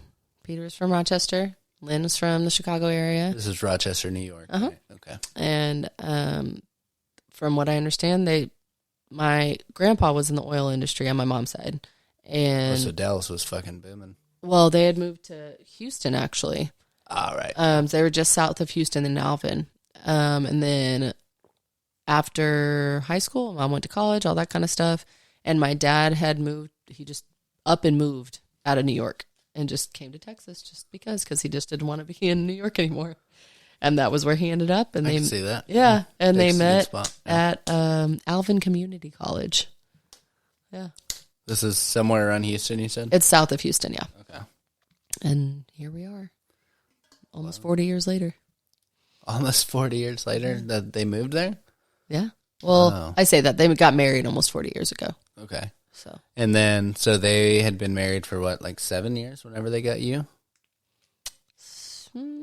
something like I'm that. trying not to ask your age, but at some point I'll I'm be probably 33 gonna next have to. month. Okay. Yeah. Yeah, right on. Okay. So Yeah, no. about 7 years they Yeah. were married. Had they tried to have kids before that? From what I understand, yes. That was one of those conversations that awkwardly happened when I was pregnant. Right. And they decided to tell me all the things. And I was like, I'm not listening. Yeah, this is weird. I love y'all. Uh-huh. And I'm happy that I'm here. And I'm happy that you're my parents. But I don't want to I don't want to know why. Yeah, like, Okay. you're right. Like, I y'all couldn't have kids. That's all I need to know. Like, it's fine. But no. So, yeah, from what I understand, that's, and I want to say it was like a family friend of theirs was the one that, like, referred them to Gladney and, like, suggested it or whatever. And here we are all this time later. Right on. Okay. Yeah. So they moved so you grew up in the Fort Worth area? Yeah, I grew up in Arlington. Oh, right on. Okay. Yeah. North or south? North. We had a house down in South Arlington until I was like 6 or 7. And then they bought a house on the north side of town. So by the time you could remember, you're on the right side of. Yeah, I mean, I Arlington. remember bits and pieces about the old house, and I loved that house. It backed up to a creek. We had a huge yard. Like, I loved that house. Yeah, back before it was fucking huge and ridiculous. Exactly. Dude. When it So was easy crazy. to navigate and easy to drive around. Yeah. Yeah. Yeah. So, So weird. Isn't it? That's weird. That's weird to think about. Yeah. But Because Arkansas, like, it's still, if it was that size in 1990, it's probably about the same size. It's about the same, yeah. But, like, I looked up the Frisco population in, like, 2000. Like Frisco, Texas. Yeah, it was like Yeah, there wasn't shit 10,000 up there. people. Yeah. And now it's like 200,000 people. I think Arlington was like 100 to 150,000. Now it's like 450,000. Sounds right, yeah. Fucking ridiculous, dude. That's why the roads suck. Yeah. Well, Too and many damn people out here. with both, I mean, really with the whole Metroplex, there's been so many headquarters that have been built here that people come here for the jobs and the cheap living. It's a lot of people from California, but don't get me started on that. Yeah, we won't even talk about that. Yeah. But that's what that is. Living in Arlington, so you said you lived in South Arlington till you're like 5 or 6. Moved to North. Started school in Arlington. Yeah, I went to a private school. James talked about it. Went to Oak Ridge. Oh, really? That's the one? Yeah. That's dope. Okay. Yeah. So I went there all the way through. I started in pre-K and So graduated. what's it like in private, though? It's great. Come on. Give me the tea, bro. I will say educationally, I was far ahead of everybody when I went to college, Right on. which is the point. It's a college prep school. Socially, It was real weird because I graduated with like 74 people in my class. I think I graduated with like 85 in my class or something. So like you go from this class of predominantly white people, 70, I can't remember how, 74 roughly. We'll go with 74. That's what you graduated with, right? Yeah. And like our high school literally had maybe 300 people. Wow, you know what I mean? Like, so it's one of those things that's like, you go from that to I went to UNT, so you go from that to a public university. Holy fuck, yeah. Where your lecture halls alone have like 300 people in them. Wow. So it was one of those things that like, parts of it were frustrating because I was so far ahead of everyone, but I didn't do a lot of AP courses, so I didn't test out of anything. So I still had to take all these classes, even though I was zooming through them. But at the same time, it gave me the experience of in high school. Yeah. It gave me the experience of meeting or whatever the fuck it's called. Yeah. So, yeah. But I mean, I will say that like because it was such a small school, I mean, I grew up with those people. Yeah. Those are all the people that I'm friends with on Facebook. Those are the people that we all invite to our Facebook was coming up and stuff. Yeah, those are all the people that we invite to our weddings and baby showers. I think I got a different version out of James of like the party side of it and like the social aspect of it. You didn't party at all, like in high school? No, my mother is a scary woman. Right on. Okay. Yeah. There were, I will say, and she probably doesn't even know this to this day. I went to one party before my graduation that some of my public school friends held. And so I was like, cool. And like, these are friends that I'd had for years, right? It's not like they were people that like I had just met and I'm going to a party. You went and you smoked cigarettes with them. Right, I was like, I don't know you, but hey. Yeah. No, it's people that like I went to like summer camp with. And that was how I met them, and they're great friends. We still are to this day. Yeah. And that was my first party. I was 16, 17. How was it? Interesting. Because it was it was a party that was thrown by a friend's older brother. Right on. And so it was people that were like juniors and seniors and, you know, things like that. But it was my first time drinking beer. It's my first time being drunk. Like, it was just, I think about it and I'm like, that was just wild. This is wild. And then I did not drink again until my graduation day. Wow. Yeah. When one of our classmates had, like, their parents had a house party for us, but like took our keys at the door type thing. Oh, right. And it was one of those, like, again, we'd all been in school together our whole lives. Mm-hmm. And so parents took keys. You're all staying here. Yeah. Period. Like, that was it. And so, and that was just understood. And I want to say it was one of those stupid things, like how people have like their bachelor and bachelorette parties like the day before their wedding, like a bunch of idiots. It was the same kind of thing. It was before our graduation. Oh, fuck. So everybody just rolled in looking like death. Rough. Yeah. Rough. How many people were at this party, would you say? I don't know. Probably most of our class. Pretty big? Yeah. Probably like 50 people? Yeah. Of the 85 that graduated? Yeah. Yeah. For the band nerds or well, and I was one of those kids that like, because I'd been there so long, and I mean, I'm still like this. I was friends with everybody. Yeah. Right? Like, if I didn't like you, you probably fucked up somewhere. Like, and you knew about it. Yeah. And like, I would imagine. I got along with everyone. So it was like, I would go to any and everything that I was allowed to go to. Like, and to this day, I still talk to all different kinds of people from high school. You know, you have your close friends, but like, I have all different kinds of people that I talk to, and people are like, I didn't know you were friends with them. I was like, I was never not friends with anyone. That's why you're so good with boomers, is because like, everybody's fucking everywhere, getting moved all the time and stuff, and you just keep up with it somehow. Yeah. I don't know. I don't have a lot of room in this brain. Got a weird brain, bro. But the things that I do keep, they stay. They're just there. Yeah. But yeah, I mean, there's tons of teachers that I still talk to. I mean, it was a family. Like, truly, it was. Yeah. It's just one of those things that, like, for me personally, I would rather my child go to a bigger school, have that diverse experience, get to know different kinds of people. Yeah. And we were one of the smaller, I don't know how it is now, but at the time, we were one of the smaller private schools. And so, like, we didn't have band. We didn't have a lot of, like, college credit courses because it just wasn't a thing that was happening then. Yeah, it was just starting to happen whenever I was going through, and I graduated in 14. So from high school? Yeah. Jesus Christ. Yeah, baby. Jesus Christ. I'm a little kid. Yeah. Little babe. Yeah. That's wild. Yeah. Wild. That's crazy. Yep. I think you're older than my oldest sister. Okay. Yeah. We can stop now. It's okay. Yeah. But no.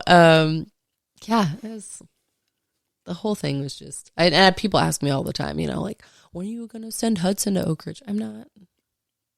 Like, I live in a great district. Yeah. With one of the best high schools around. On the way here, I think. Yeah. Yeah. Nice. So that's actually not his school. His school is behind us. So right on. Okay. Yeah. His school is that way, and it was the school I used to teach at, which is part of the reason I bought this house. Of course, right. I was determined. I was like, it's one of the best schools that I've ever been to. It's very inclusive, diverse. Like, you have all different kinds of people from all different walks of life. Teachers are obviously great, or I wouldn't have gone there in the first place. Mm-hmm. So yeah, he goes there and he loves it. That's what's up. He tells people, he's like, I go to mommy school now. Hey, I'm like, yes, you do. That's a public school though. Yeah. Okay. Right yeah. on. But this district is one of the best in the How many area kids anyway. are in like the graduating classes in this school?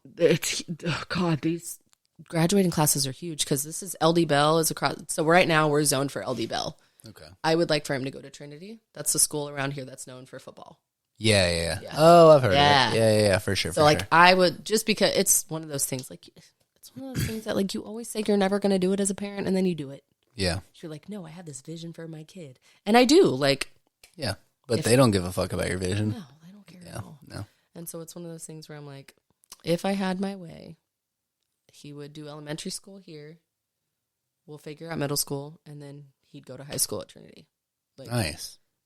That's assuming that we stay in Texas that long, because ideally I would like to not be here anymore. Yeah, go back to Arkansas, bro. Go to Fayetteville. Just not here. Yeah. Just not here. Yeah, that's a lot. It's a lot. Yeah, we're working on it right now. We're trying, man. We're trying. Yeah, we were going to move to Fayetteville whenever our lease was up, but then Kristin got the job that she has now and stuff, and I'm doing this NSO stuff, and it's like, just kind of wait it out and see what's going on, you know? But I would like to move somewhere where my rent isn't fucking ridiculous. Yeah. Is what I'll call it. Yeah. Well, my dream actually has always been to move. I say always. My mom being one of 5, the sister that's right underneath her, they moved to Atlanta when I was like 14. And so we used to spend holidays and stuff out there. Yeah. And it's the only place I've traveled a lot. Atlanta sounds cool as fuck, dude. Amazing. Yeah. Georgia is one of the most beautiful states I've ever been to. Yeah. And I remember being 14 years old and getting off that plane for the first time and being like, whoa, this is where I'm supposed to be. Like, this just feels comfortable. It feels right. Like, everything about it. So it's like Louisiana, and then Georgia's right on top of that, right? Next to it. So it's like you get out of the swamp and you go into the like actual beautiful country before Florida, right? I mean, you got Alabama and Mississippi in there somewhere too, but yeah. Mississippi's on this side, right next to Arkansas. That's what I'm saying. Like, if you're going down, you got a couple more states. Right, okay. Before you hit Florida. But yes. I'm terrible at geography, bro. Fine, I got you. Okay, so she went to a private school. Goddamn, all right. No, the way you can remember Florida is you have, well, I guess you technically have the Florida-Georgia line too. Right, don't you? Like the very tip of the panhandle. Trash. Straight trash. Well, I mean, it's country music. What the fuck do you expect to happen here? But then you have people that talk about like the Floribama line. So I guess you're not wrong. That must be like the very tip of the panhandle of Florida that connects with Georgia. Well, so Florida, like it comes up and then it goes in. So it must be the tip of the panhandle. So Georgia is the one that's on the coast-ish? So it's Georgia, Alabama, and then Florida. Yeah. Wait. Or did I switch it? I think he flipped it. Because you have beaches in Georgia, right? You have beaches in Alabama, too. You have Gulf Shores. Fuck, that's right, dude. Yeah, bro. Oh, they're those weird ones that are like east to west, right? Yeah, that's why I'm like, yeah. You know what? You have a Because I'm used to like Arkansas, which is like just a big fucking chunk of land. Let's look at this. And then Mississippi, which is just a big ass chunk of land. And then Texas, big old chunk of land. which is a fucking continent in its own. Alabama and then Georgia. You're right. Let me see. What are you looking at here? Alabama, Georgia. Right on. See, so I know what I'm talking about. I didn't even go to a private school. You know what? I'm gonna be bringing that up the whole time, probably. You're right. You are not wrong. Yeah. There you go. I'm gonna blame it on the tequila. Yeah. Speaking of. Speaking of tequila. Nice. So I love it. Yeah, I'm gonna pause it. I'm gonna grab another drink. Tequilas. And then we'll fucking hop back on and we'll continue. Hell yeah. See what's going on. Hell yeah. Yep. All right, bye guys. All right, what's up, everybody? Austin here. So, I'm not sure if you guys follow my social media, mainly my Instagram, but if you do, you might have seen some recent posts with me doing some climbing. Turns out there's an indoor rock climbing place near where I live, and me and the lady Kristin have started going every week, mainly on Wednesdays. So we've just been doing it for fun, but it's pretty challenging, and you get like the aesthetics of exercising these muscle groups that you just don't usually hit in the gym. Plus, you meet some really cool people who climb in the process. So, through climbing, I came across this awesome company called Dino. Dude, they have this one product, Beta, and I love the idea. It contains a 2-in-1 thermogenic nootropic with a boost of clean energy using 10 simple, all-natural ingredients. Now, if you're not familiar, nootropics are supplements that boost your creativity, promote mental clarity, and give you intense focus. So I'll tell you right now, it takes a lot of energy and creativity to reach the top of those climbs, man. So one thing I like about this concept is it's not just for climbers. I honestly can't see why Dino's Beta wouldn't be perfect for any activity or adventure. Another thing that's cool is they're going to ship straight from their door to yours, meaning no annoying retail shop markup. And if you use the code OSTEN, that's OSTEN, at checkout, you can take another 15% off. So go check these guys out. They're the Dino Climbing Company on Instagram or thedinocompany.com. Now back to the pod. All right, and we're back. So we just got through high school, but then Krissy showed me this picture of her ankle that she blew out skipping by the pool. I'm an old lady, yes. Right. Blew it out. Bruising all up and down it. Everywhere. Not broken. Not broken. Ligaments fucked up. High ankle sprain. And I was like, oh, so you didn't play sports in high school? And she was like, oh, I played all the sports, which she didn't mention at all. And I still run. That's the worst part. Like, I'm an avid runner. Like, that's my thing. Right on. Okay. Yeah. And that was the thing, is like, this doesn't make any sense. Yeah, like, why did I blow out this Does thing? not make sense at all. Skipping. And you know what? Orlando said the same thing, because my first time meeting, well, not my first time. I'd met him before. Bro. The next time that I worked with him, I had Orlando. a boot on. We're not getting into that. I had a boot on. He said, "What's up, boot?" And I was like, wow, that was rude. Mm-hmm. My name is Krissy. I met you before I got injured. Like, yeah. So then he was like, I met Orlando and I had an eye patch because I had an eye infection. Yeah. And he fucked with me. So he was like, he goes, so does this mean like you weren't athletic? And I was like, no, I was and still am.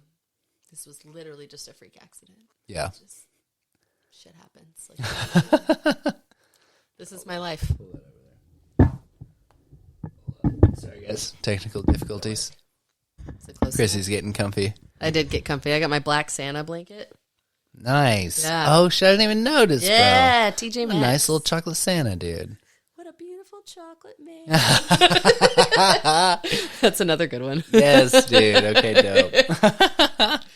But yeah, I played soccer and field hockey. Nice, dude. Yeah, I was so I played soccer and football through high school, and I did track in like 9th grade before you could I was going to say, yeah. Or no, in 8th grade before I could play soccer. And so I was all conference my first 2 years and then all state my junior year. And then I got kicked off the team my senior year for legal issues. Oh, okay. Yeah. And I still basically coached the team. I wasn't allowed to play in any of the games, but I was just able to practice every day. So you're like that kid on All American. Have you watched that TV show? No. It's one of those stupid CW shows, right? But it has those. But Tay Diggs is the coach, so obviously I'm in. Right on, like, right on. Yeah. But there was a kid on the team that like he couldn't play anymore because he was involved in illegal things. Mm-hmm. But they let him be basically like a coach's assistant. And so whenever he went to he lost all his scholarships, but they brought him on as a coach. All the things, yeah. Yeah, fuck, dude. That it was sucks, wild. Man. Yeah. And I still got a soccer scholarship, but you? I didn't take it. But yeah, it was like for a private school up in Batesville, Arkansas. Okay. And like, so it was for Lyon College. It was $12,000 was my scholarship, but the school was like $36,000. Always. I was like, sounds about right. That would have paid more than my tuition at UCA. Yeah. Also, nobody cares about soccer, unfortunately. So it's such a bitch, dude. We get the last of the scholarships, right? Yeah. Like, and then also, like, we fucking, like, the World Cup is happening right now. Argentina just got through. Bro, I got to watch that shootout. Might fucking get it. Bro, great. Did you see that last play? I did. Where I walked into Bedford such to see a fucking beautiful. I know. Wow, dude. Yeah. I walked into never Bedford expected that. during the shootout. That was, so before that, I'm talking so it was 90 minutes over. Okay. So they had the plus 10 minutes. Okay. For a lot of stoppage time. 10 minutes is a lot. Right. It's 10 minutes and 15 seconds. Okay. They got a foul outside of the Argentina box. Okay. Brazil. So Argentina lines up their guys. They put a guy behind them laying on the ground to stop when they jump. They kick it under typically. Right. They threaded a perfect pass right by that guy's face to the striker's foot, and he just kicked it right in. 15 seconds over the extra time. So it's like play on, right. And so 15 seconds over, so it's 2-1, and now it's 2-2. Holy shit. They go through the full overtime, and then they go to PKs, and that's where you walked in. So if it was today, then it was the Netherlands. Was it Netherlands? It was Netherlands today. Oh, it was Brazil and Croatia that I was watching before that. Yeah, okay. So it was Netherlands. Okay. Yeah. Yeah, so I missed that. because they were in the orange. Yeah. It was fucking wild, bro. Damn. Oh my God, we're like sitting there, and like that was whenever I got to sit down and eat. Okay. At that point, it was like 3 o'clock or something. Finally got to watch. And I sat, and like it was me and Tori, who Tori was a soccer player in college or whatever, I guess. Yeah. And like we're sitting there watching it, and like, dude, we were watching it, and then the fucking bar behind us just goes tall. fucking She wild. plays soccer? Yeah. I think so. She's also apparently a kickboxer. I wouldn't want to fight that chick. She's got limbs for days. You don't want to fight that bitch, bro. She got limbs for days, bro. That's why her nickname's TKO, bro. Yeah, because she will fuck you up, dude. Okay, well, now I got to figure out. And it's so funny because it was me, Madison, and Tori whenever Nay came over and was like, I feel like I need to cut these guys off. Nicole played soccer. And yeah, Nicole was a soccer player in college. I think Tori did play soccer at some point. She knew everything that was going on. Heard. But yeah, so Nay comes over and she's telling us that she wants to cut these people off, and Tori was like, I've never done it. I'm not confrontational, all this stuff. And we're like, said the kickboxing, rock climbing, fucking giant, like, tall girl. Oh, yeah, she was the one that was like, I have no hobbies. And then she was like, but I rock climb and I read. And we were like, what the fuck are you talking about? You have more hobbies than the rest of us. I do kickboxing, I rock climb, I read, I do all this stuff. And we're like, okay, so those are hobbies, friend. You're a Renaissance woman. Right. And you have no hobbies. Shut the fuck up. She's cute as can be. I love her. Yeah. I'm so glad she seems to be coming out of her shell. Me too. That was actually whenever we brought her on, Ryan and I were talking about her, and I was like, she has so much potential. I was like, I feel like she just needs a little bit of love. That's what I'm looking for in, is it Allie, the host server, or the host NSO that's in the back with she was at Grapevine. She has the hair that goes over her face. Jessie, fuck. So Allie and Madison I'm an asshole. are I'm sorry. cousins. I'm so sorry. That's okay. Yeah. Allie and Madison are cousins. So they were the two. That's another one that I was going to mention is like they had their own thing going on, and like they seem to have their own clique. They're and funny like, as hell. But like now that I've been hanging out with them more, like they're kind of opening up to me, and like, dude, they're so funny. They're so cool, dude. So funny. Yeah. I literally. Who'd you get for Secret Santa? I'm not telling you. It's okay. Secret Santa. This will come out before then, yeah, so I'm glad. Yeah. No. Secret Santa. Because I'm real pumped about mine. Like I was super pumped. Who you got? Yeah. Ooh. Yeah. Is it me? I'm not telling you. I'm not telling nobody. Because I got you. No, I'm just kidding. Don't do that. Get you. I like surprises. I love surprises. I didn't get you. It's okay. Yeah, no, I was sitting in one of the booths. So funny. So the day that we did the first responders, right? After we had to make all those phone calls, and I was like, I'll only call the firefighters. I'm not calling any cops. She said I won't call any cops. Yeah, I said it. I need to, before we get done with this podcast, I need to figure out why. We'll revisit that. We'll get to That's that. Fine. Yeah. No, we have all night, kind of. We both have to be at work in the morning. We can both be dead. I think Ryan will appreciate it since it's the She podcast. knows what's going on. Yeah, it's fine. Be worth 3 hours of listening. Totally worth it. But I was like, I was sitting in the booth doing some kind of work, minding my own business, and Madison comes and sits down, and she's like, what are you doing? Da-da-da. Tell her all the things. That girl's funny, bro. I know. Well, no, it gets better. Funny, dude. Allie walks up. She says, had to walk away because I got a man. And we were both like, what? And she goes, no, I remember the story. She said, tell it, though, please. Please she tell said, it. Oh, God. She said, something about a man with a beard. And I was like, I mean, agreed. Like, fair. Mm-hmm. She goes, And that man over there, beefy. Beefy. And I was like, I'm sorry, what? She goes, beefy. Beefy. And I was like, I'm imagining like no neck, huge arms, huge beard. So I mean, like SWAT jacket. Probably. All the guys that were at that table were SWAT guys. Like they were SWAT and FBI, right? So I remember that table. Yeah. So they all just yeah. Just arms for days. We had another one today, and they were fucking huge. Just thick ass legs. Yeah. I was like, what is happening? Yep. Guns strapped to their thighs. They breed their SWAT different in Texas. Bro, like this is, I was like. I was attracted to these men. They were beautiful men, dude. Right? And they're all pretty, too. So the best part about this, bro. They left in a maroon minivan. Together? Yes. They all piled into a minivan. Oh, yes. So dude. Tati goes, they came here in a minivan. Like, after we said goodbye, right? Like, they're walking out. And I was like, huh? She goes, just watch. And sure enough. They clown card into that bitch? They clown card into that bitch. But they explained to the server that the reason is because you're not going to suspect that SWAT's going to come out of a minivan when they come for you. Wow. And I was like, that's true. You're expecting like an armored truck or something. Yeah. Right. I was like, you're not wrong. That is the best argument. That's what all the fucking TV shows get wrong. Probably. Chicago PD doesn't. They're always an They do that? Yeah. I think I'm thinking of Breaking Bad, whenever they, like one of the first episodes where he's like, yeah, I'll go on a ride along with you. And so they show up, and I think they actually were in like minivans or something, but like, like it. But it makes so much sense. Yeah. Like, you're not going to show up to some sting in a SWAT car labeled SWAT. Bro, and they have these minivans fucking souped up nowadays, dude. You know how Louisville's right off of that exit? Yeah. People revving their fucking engines up there, blowing up the fucking patio. There was a minivan, blew by. It was like, wah, wah, wah. I was like, was that what I heard? Was that a minivan? Like, were there children in that? And then I remembered Dodge, being the fucking crazy people that they are, decided to put a Hellcat motor in the Dodge Avenger, or whatever the fuck it is, their minivan. Put a Hellcat motor in it. And it was so funny because there was a meme. No, there was a meme at the time. It was like, all these companies are going to electric. They're like trying to be eco-friendly, and then Dodge is over here like, let's put a fucking Hellcat motor in the minivan. Yeah. So, Ricky, I'm pretty sure you got your truck from Don Davis, didn't you? Mine? Yeah.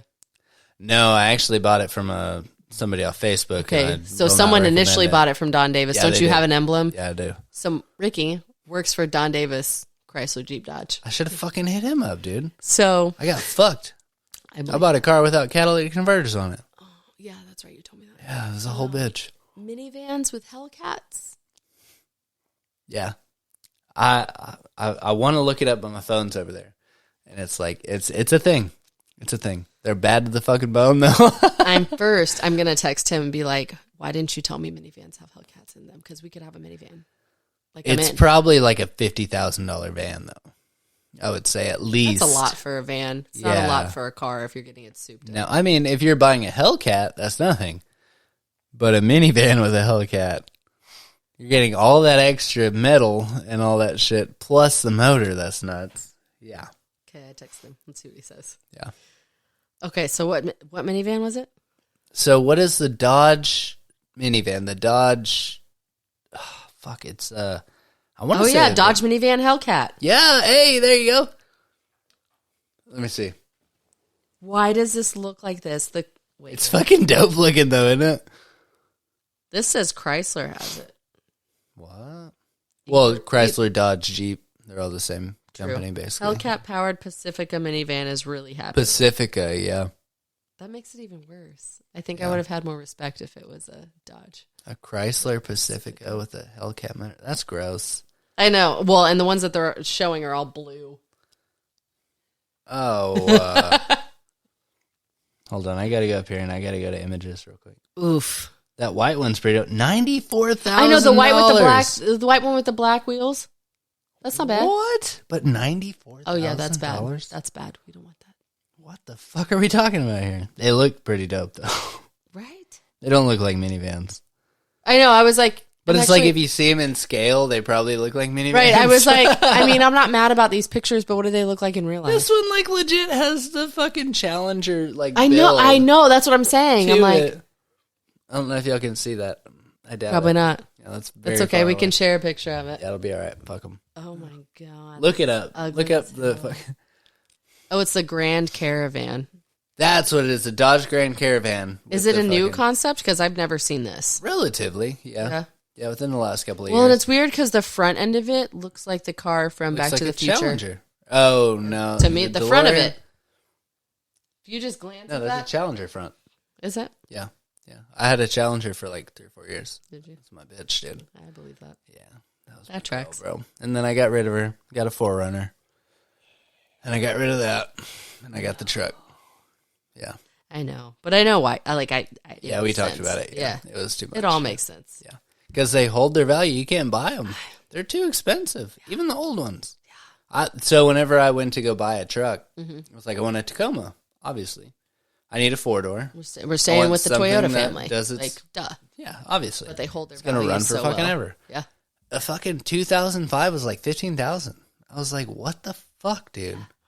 And then I was looking at Dodge and all, like the Chevy Colorados or like the fucking GMC, not the Jimmy, it's the GMC something. I don't remember what the GMC one was. But, so it's like the V6 truck, Dodge is the Dakota, whereas you would have the Dodge Ram. Right. Like the V8, V6. Right. Like the bigger version, I got the smaller version, basically. That's what I wanted. I want a small truck. I'm not doing anything big. I'm not fucking like loading lumber towing or shit. anything. I'm not towing a fucking. I don't have a camper. Right. You know what I mean? And so I just wanted a fucking truck. You know. And so I ended up with the Dodge Dakota, and I bought it from a dude for like $3,200. He wanted 4. I'm talking down to $3,200. Good thing you did, since it had no catalytic converter. Didn't have catalytic converters. I had to replace the computer myself. I took that out myself and put that back in. It should be easy. That one was not that easy. No. Just because, like, it's literally you just unplug it and plug things back in, but the clips were fucked up, so it's, like, it's the whole thing. It sounds not as bad as it was, but it sounds bad. Okay, it sounds bad. It's literally like you just unclip the plugs from it. Really? Like, it's nothing. Okay. Like, and on any car, if you're replacing the computer, if it's somewhere that you can reach it, it's fine. Oh, fair. It's easy. All you're doing is unplugging something and plugging something else back in. And then you just mount it back up. I was going to say, but what about like the interfaces and like all the pieces? It's not an actual computer. Well, I know. Right. It doesn't have a screen on it or anything. Okay, fair. Right. So it's it's an internal, it's like, so think about the tower, like from like a desktop like a motherboard? computer. The motherboard. Got it. So all you're doing is plugging things into it and then putting it in a certain place. Okay. But this one is in a weird spot. It was a whole thing. Not going to get into it. It was a whole thing. Right. Okay. So, Krissy. Now that we went off on a tangent about cars. Life of Detours, bro. Yeah, that's what we do. Cheers, buddy. We love it. Cheers. I think I want to drop some tahini down. Like, you know drink. what? Yeah. I thought about doing the same. I think I'm going to do it. Also, how do you think a margarita? I don't think I've ever had a margarita with cucumber. Like, I was just looking at yours, and I was like, it makes it look like cucumber water. Cucumber. So do I. Dude, have you ever had a cucumber martini? No. They have them at Bar Louie. Okay. Fuck yeah, dude. I love cucumber, dude. It's so good. Do they use actual cucumbers or cucumber vodka? Both. Both? I think. Okay. Yeah. Okay. Yeah, and it's dope as fuck. Okay. I love cucumber. They had that Gatorade that was like the cucumber lime. The cucumber pippin? I fuck with whatever it was. It was so weird. Maybe? I don't know. It was not very good. I liked it. I did not. Well, that's because you're a weirdo. So, yes. Maybe I'm the weirdo. I might be. Weird guy, guys. Yeah. Just I'm a weird guy. Get on the fucking level, bro. So I've had so many people tell me that I need to do ASMR because my voice is real nice, and I'm like, I hate my voice. But... Do like 2 or 3 things in the mic. Let them know. What do we say when we talk into the mic? I don't know. What do you say? You're the ASMR person. I don't know. That's the other thing is, what do I talk about? Are you talking like a phone sex deal? Or I mean, like, I hope not, because I'm awkward as fuck. So, like, just like click your tongue or like move your lips around or something. That's ASMR is the thing. True. But, I mean, you do have those people that, like, they talk into it and they're like, hey, you're beautiful. Here's your affirmation for the day. Like, yeah. I'm like, I don't do that. I'm not the one. There was one that Probably do it. I don't know. I could do it, but I'm weird. Anybody could do it, is the thing. You're right. Yeah. There was one that Sam, who's my bartender that I work with on Thursdays, that she sent me where the girl, she whispers and then she taps her glasses. And I was like, So that's the ASMR part of it. That's a thing. Yeah. Yes. Okay. So like, yeah. So like, that wasn't sexy at all. My bad. I don't guys. have nails, so it's not going to sound the same. But like, she'll talk and she's like, yes, take a deep breath. And she just like taps into the microphone. And like, I was mesmerized. Really? I was like, people get paid to do this? Like, holy shit. Like, I'm chewing gum. Can I just like... I'm so sorry, guys. I'm so sorry. I'm sure that there's a niche for that. There always is. If you got turned on, let me know. I'll start an OnlyFans. I'll fucking just chew gum and like... Yeah. I'm sorry again. I feel bad. Why are we doing this? This is bad. But it's fun. It's a weird sound. Dude, so I have this lapel mic over here. Okay. I'm going to hook it up. We're going to play with it for a minute, okay? All right. It's like right here. Hold on. It's so much fun. But no, I get told all the time that like I'd be great at ASMR. And I'm like, if y'all can give me like content and things to talk about, I'm down. Like I'm in. But like if I'm just like talking into a mic and like telling you about my day and telling you how wonderful you are, what am I supposed to say to that? What if I don't think you're wonderful? Maybe I could be like, there's an Instagram account that talks about like it's like the anti-affirmations or something like that. I don't remember what it's called, but it's funny as hell. All right. And it's like, keep going, sorry. You're just a shitty person. Like it'll do this whole thing that sounds like some people need to fucking hear it. And True. if it's from a good voice, that's fine. Yeah. So that they'll have this whole post that like has all these positive things that go into it. And then at the very bottom, it'll be like, it's because you suck. Nice. And like I read it and I'm like, Kind of catches you. And Yeah, then you like, start thinking about your life. damn, like, oh, fuck. you didn't have to attack me like that, but all right. Yeah, I'm triggered. Triggered. Okay, so I hooked up the lapel mic, so like, hold on. I had it hooked up one time. Hold on. Maybe It's so small. Is it plugged in right? That's what she said. Hey, turn up. Is it on? Do you have to press one of those? No, you shouldn't have to. Let me unplug it and plug it back in. It'd be like that sometimes. Yeah, like the old video games.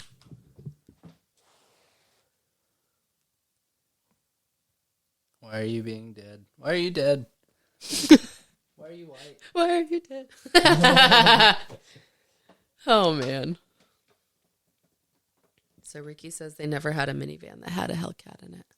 Well, you're not buying the right minivans, bro. And I said, well, the internet says that you did. All right, well, apparently my lapel mic is dead, so we can't play with it. Sorry, guys. Sad. That's unfortunate. It's okay. We'll fix it and we'll do a whole episode where we just do weird ASMR sounds. Okay, dope. So while we're on that note, we do need to get back to your story here. Oh, yes.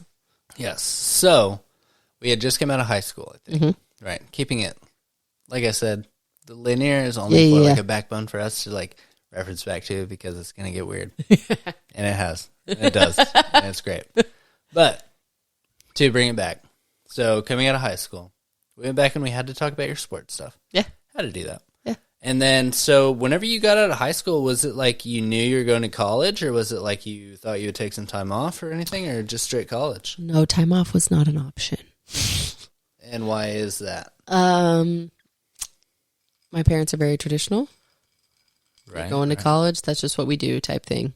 And like, especially now that I'm older, I very much think that no 18-year-old knows what the fuck they're doing, or no 18-year-old needs to go to anything. college. Take a year off, work. That's from a do teacher. Internships. Yeah. Like no 18-year-old and even 19, like take a couple years off. We have a couple people at our store who are, like early 20s, and they get all stressed because I don't know what I'm doing with my life. This, that, and the other thing. I'm like, you're not supposed to know what you're doing with your life. No, I'm 26. I don't know what the fuck I'm doing either. I'm 33. I still don't know what I'm doing. Your shit could pop off when you're 40, 45, bro. Like, yeah. It is what it is. So, like, I very much believe in taking time off. Yeah. That being said, I did not. But I also went into school. I will say, like, I went into school wanting to do event and wedding planning. I think that would be a good thing for me, honestly. Yeah. So it was one of those things that, like, I'd always helped, like, my parents do that kind of stuff and, you know, whatever. And so I was like, I think it'd be great at that. Yeah, definitely. Yeah. And so UNT at the time, I don't know where they're at now, but at the time they were like the 5th in the nation for their hospitality program. And so I was like, hell yeah, sign me up. Right on. So I got in on that, started on that, realized halfway through that, like, I didn't want to do events and weddings anymore because I knew that I didn't want to work for a corporate company. Was that the only option? No, but at the time, not a lot of people had their own businesses. Right. You more so had, like, it was like you were an event planner for, like, a hotel. Right. That's what you know what I mean? Things like that. And I just knew that was not what I wanted. Yeah. And I didn't work for fucking Hilton. Yeah. And I'm like, and that was kind of the trajectory that it went in. Like, it was like, you can start here and work your way up type thing, whether it was a hotel, a restaurant, a motel, a travel and tourism type thing. Mm. And it was one of those things where I was just like, no, like, none of that sounds like what I want to do. Mm-hmm. So it wasn't the job itself, it was the company that you would end Yeah, up I just for. knew that I didn't want corporate. And at the time, that was really all that there was. Mm-hmm. This was 2008 to, I graduated in 2013. So we'll say 2008 to 2012, because by the time I graduated, I had an idea. But yeah, it was, and it was a lot of just like going back, like, am I doing the right things? Is this what I want to be doing? Da, da, da, da.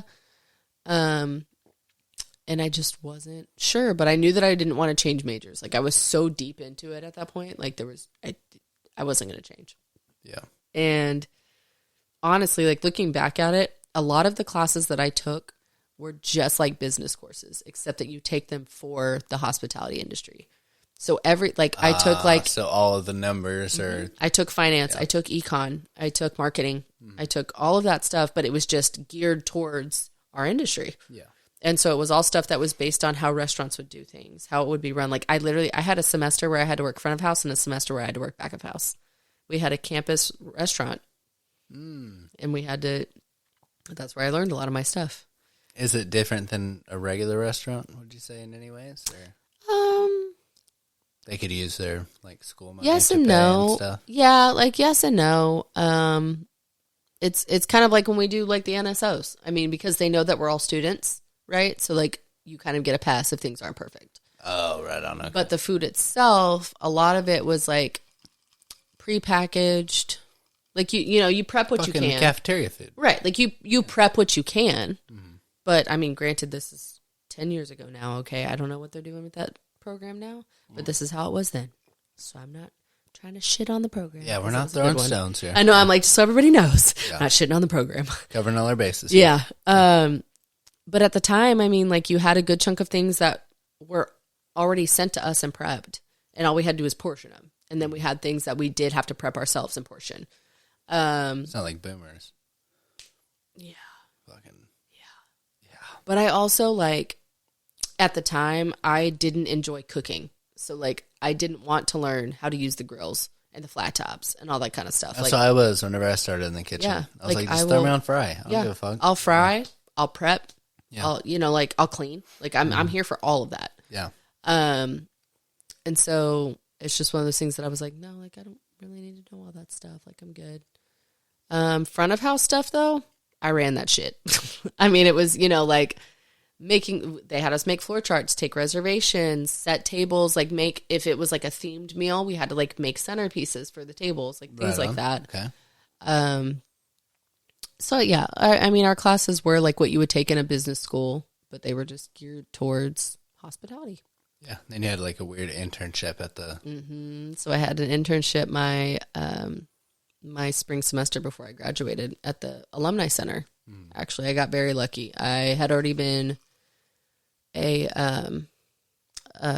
front desk coordinator or whatever for them. And so whenever my internship came around, they were like, do you just want to move up to events and do that with us? So I did alumni events for a semester.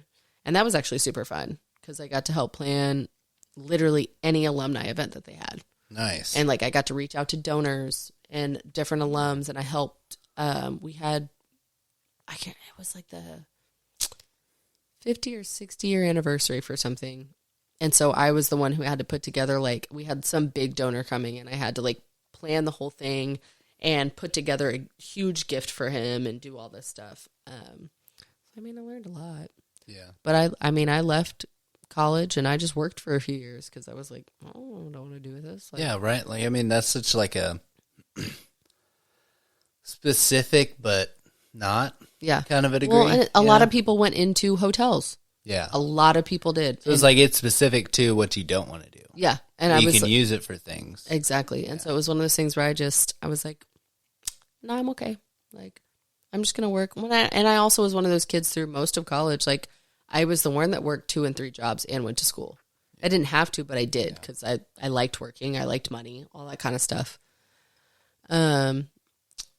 So I just, by the time I graduated, I was like, we're just chilling. Like, I'm good. I don't want to do My bills are already paid. Exactly. Like, I don't want to jobs. Exactly. Like, I don't want to do all that. Like, I'm comfortable. I'm good. Yeah.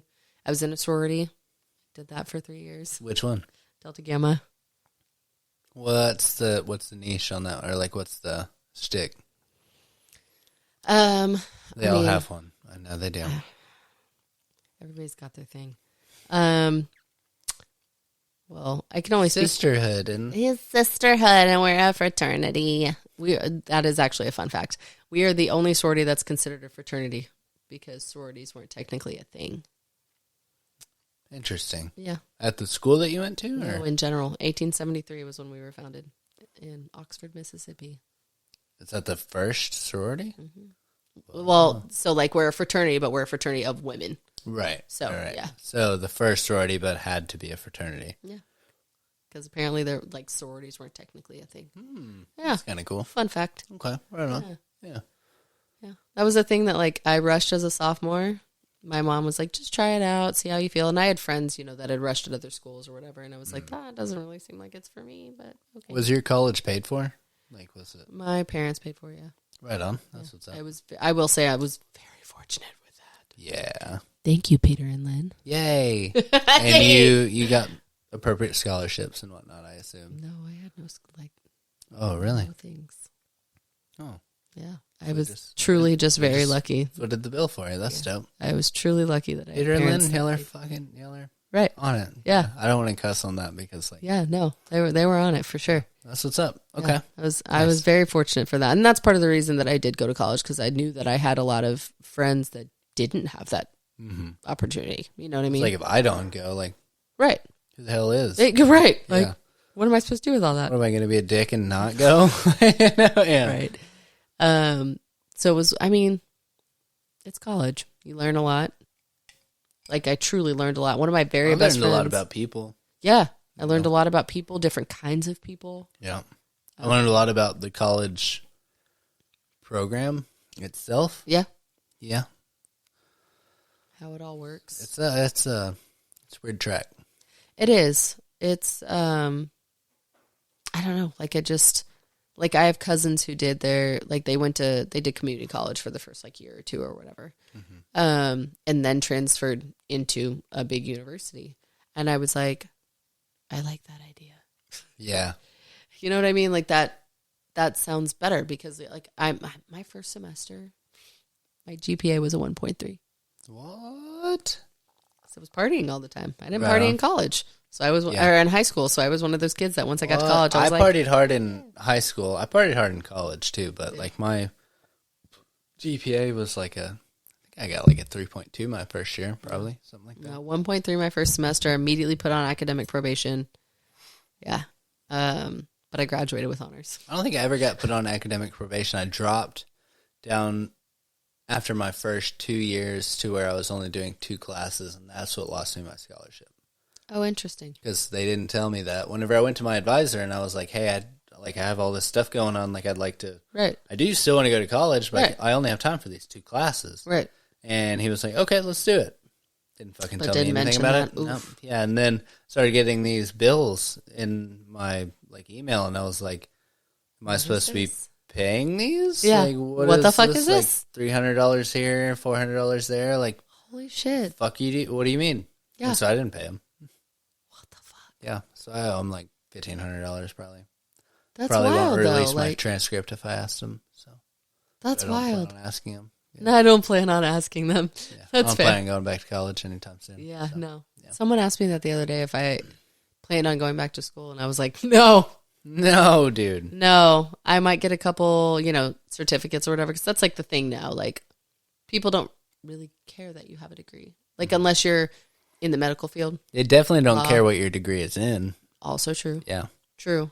Like, unless it's something medical or something to do with the law. Yeah. You know what I mean? Like, they don't really The government care. might ask if you go into something like that. Right. Yeah. But, like, you can get certificates in pretty much anything now. It's like a fucking GED. Yeah. Yeah, pretty much. You I can was clip like, out of all that shit. exactly. I was like, I know what the fuck I'm talking about. Yeah, I was like, I have a couple things that I'll probably get Half certificates the time, the in, people that but- go for those jobs, they've been doing that job for 10 years. It just isn't for that agency kind of deal. Like, It's wild. it's fucking weird. It is. It's weird. My mom asked me about it the other But because you didn't go to college. day. Right. Yeah. Yeah. No, it's super weird. And it's weird, like, how only in not even 2 full decades, how that's been the change. You know what I mean? Like, how Yeah. it's gone from, like, People are understanding that. yeah. Yeah. Like, it Like went before, if from- you didn't go to college, you're a fucking idiot. Right. Yeah. And now it's like, oh, you didn't go to college? Well, what do you know? Yeah. Yeah. What do you know? Who do you know? Yeah. Right. Oh, shit. Yeah. Who do you know? Everyone. Yeah. I know everyone. We're all friends. Name a name. We'll figure it out. You're right. Yeah. I think I'm gonna I meet know him right that- now. I know right. him. I think Yeah. I know that person. Let's look on Facebook. Yeah, we have 20 mutual friends. Like, fuck. We probably met in passing. No shit, though. Yeah. Isn't that crazy, though? It's a weird world that we're living in. So weird. It blows my mind. I don't know about it. sometimes. Truly, like, I literally sit there sometimes and I'm like, what? Is it going to be okay? Is this real? Are we okay? Yeah. We good? Are we Are we good? okay? Probably not, but it's fine. Probably fucking not, but it's okay. We'll figure Okay. it out, though. So, went to college. Yes. Got through your first couple of years, 1.3 your first? First And semester. Hold it together after that? I graduated with a 3.5. Nice. Okay. Yeah. Yeah. Right. Partied. Yeah. You said you were partying pretty heavy. Yeah. Yeah, but you graduated. But I graduated. Right. So, were these frat parties or what were these? I actually went to more frat parties before I joined Greek life. Really? Yeah. Because I had made friends with people who were already, like, they had made friends with people in Greek life already. And so I just kind of, like, trailed along with them. And I was like, cool, whatever. Because that was the only parties you could get into. at Right. that And I was point, like, sure, why not? Yeah. And then I joined a sorority. And I just, I don't know. I didn't bond too much with my own pledge class just because they were already a year younger than me. And, like, that alone is a pretty big maturity Yeah, gap. Not an age definitely. gap, but a maturity gap. It's a lot. I mean, from 18 to 19, 19 to 20, it's different, dude. Exactly. Like, it's Whenever just a I was whole in different- college, I dated a girl. I was 19 and she was 17. And, like, that was a huge fucking gap, dude. She was, like, bitching about, like, her sister taking her clothes and shit. And I'm like, girl, I got bills, bro. I got, like, real problems. yeah. I do not like, I have care. to go to work right now. Like, shut the fuck do up. not care. Yeah. So, yeah, I mean, like, there were probably two good years there where there was a lot of partying happening on frat row. And then after that, it was more house parties. Like People that had houses. Oh, yeah, right. Yeah. People that had houses. And especially when you get older, you move out of dorms and then you move out of apartments and you find rent houses instead. Yeah. So it's like, it just kind of all transitioned. I Becoming dated, more adult. exactly. Yeah. I dated a guy in a fraternity, so obviously, like, I went to those parties. But yeah, I eventually got to a point where I was like, no, I'm okay. And then, especially because I had jobs that were off campus with people that did not go to UNT, so I made friends with them, started hanging out with them and their friends and all that stuff, and that's how the industry is. Yeah. You know what I mean? Like, So is. Dude. yeah, I went Yeah. from working in Denton to working in Louisville, like, just through meeting people. Like, That's how it is, dude. Yeah. Yeah. Like, I could get a job in, like, 5 different cities here just because I know people. oh yeah, and then Louisville. And that's to why I'm like, Dallas. also, like, if I lose my job today, I'm like, not that worried. Yeah. Like, I obviously don't want to lose Like, my job, obviously, but you have absolutely no reason to fire me. right. Maybe something on the podcast. I don't know. I doubt it. I don't think so. The one we talked about it. Yeah, no, it'll be it's all right. fine. Yeah. That's fine. And you didn't say it, so it's fine. Right, dude. Yeah, but am I held responsible? No. Fuck them. All right, cool. But so I'm never worried because it's like, dude, if I lose my job today, I have a job in Deep Ellum tomorrow. Easy. You know, and then I have a job up in Frisco if I wanted it. I have a job at fucking Muchacho. I have a job at Neiman Marcus if I wanted it. Nice. Yeah, Jeff works there now. Yeah. I'm sorry, what? So, you know, Neiman Marcus, Yes. they Yes. apparently have a bar upstairs.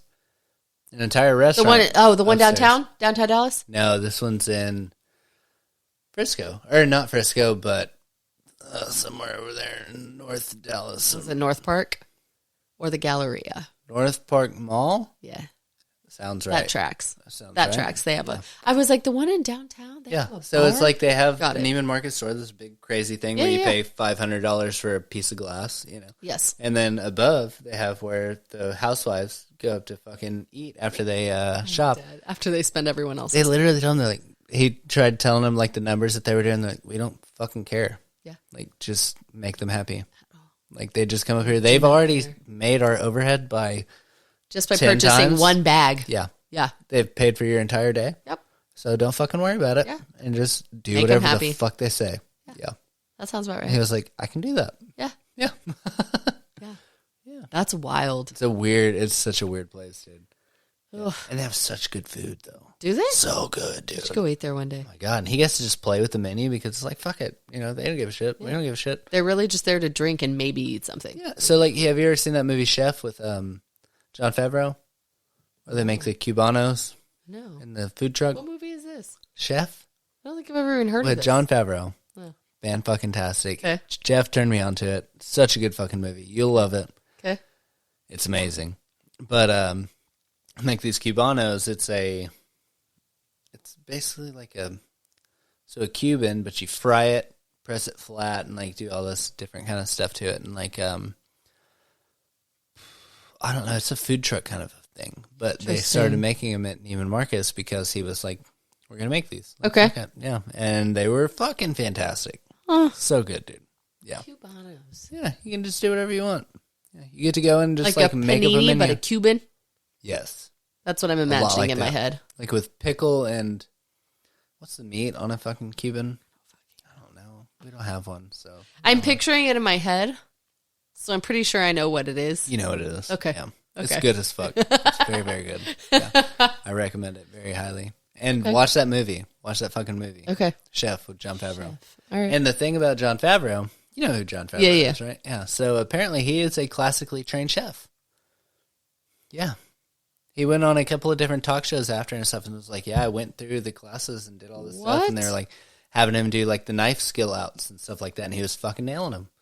It was like, There's a knife skill out? Yeah. Like how you like, the different, like whenever you shave out like an orange and like different things like that, like the things where you do like real delicate stuff with a knife. And like, that was one thing. I'm going to drop a little bit of tea about the Louisville thing. Okay. Apparently a lot of those cooks haven't been in a kitchen before, and Elvis was having to show them how to use knives. And that's why he's, every day I go in, he's like, I'm ready to go home. I want to go back to my store. Okay. Yeah. Okay. So, That's a little bit of interesting. tea. You didn't hear it from me. I didn't hear it here. You guys didn't hear from me. Ryan, I know you're listening. I didn't say it. I didn't say it. It wasn't me. Wow. This isn't even my podcast. I don't even I know don't what we're know. talking about. Someone just dropped these off. Yeah. And the liquor. There's this weird little cue card right here, and it said something about that, and I was like, they wanted me to say it. Yeah, it's like Alice in Wonderland. Click here. Okay, so to get away from that. Yes. Yeah. So coming out of college, though, so you graduated with a hospitality degree? Yeah. Bachelor's, And minor in then Spanish. You went back to work, and you were working where? Frankie's. Frankie's? Yeah. What is that? That's that's the bar that was across the highway from where we're at now. Oh, fuck around. Yeah. Okay, dope. Yeah. Full circle. So, yeah. So I was there I started in March of 2013, and I was there for almost 2 years. before we learned that they were expanding the highway and we were going to be knocked out. So the way that 121 and 35 are now. What do they apply like eminent domain, or do they like buy them out, or? I'm assuming they bought them out because I know that the building that we were in was owned by one person. So I'm going to assume that they saw a number and they were like, hell yeah. And so it literally, like, we literally had a week, kind of like our closing, right? Oh, and so, like, we just blasted it everywhere. I will never forget this day. Blasted that shit everywhere. Like, hey, we're closing. Everything's on fire sale because we can't at that time, we had one other location. Everything's paid for at this point. Yeah, we had one other location in Fort Worth, and it was a slow store. So, like, we're not about to take all of our liquor and shit over there. Yeah. And people came out in droves, probably. Oh, my God. It's the first time I bartended and the first time I had to be a manager because there were so many people that it did me no good to be serving. Wow. Our owners came in, our VP operations came in, like everybody was there because we were closing, right? So everybody's running drinks. While it's still open. Yeah, everyone's running drinks. Everyone's running food. I probably have pictures somewhere. But like it was one of those things where like that place was trashed at the end of the night. Completely trashed. And we obviously didn't have to clean it because we ain't coming back. Yeah, we're closed. Dude. Yeah. Tear it down. I mean, like, I know I still have pictures because that was when, like, selfie sticks first came out and we all, like, went around that night and we're all taking pictures and videos of everything. God, it was such a fun night. Wow. Yeah. But, just knowing there's no tomorrow. Yeah. And, but also being so unsure. Like, everybody's just like, what the fuck are we going to do? Like, what do we do? Like, we knew that we were opening another store. We just didn't have a timeline yet, right? And so it's like, what are Did you follow Frankie's after that? I did. So I left. Because you're a good employee. Right? Yeah, I'm a great employee. Yep. So I lived in Louisville for a while. And then whenever I learned we were opening a Dallas store, I moved out to Dallas because I was spending all my time out there anyway. Deep Ellum or what? The M streets.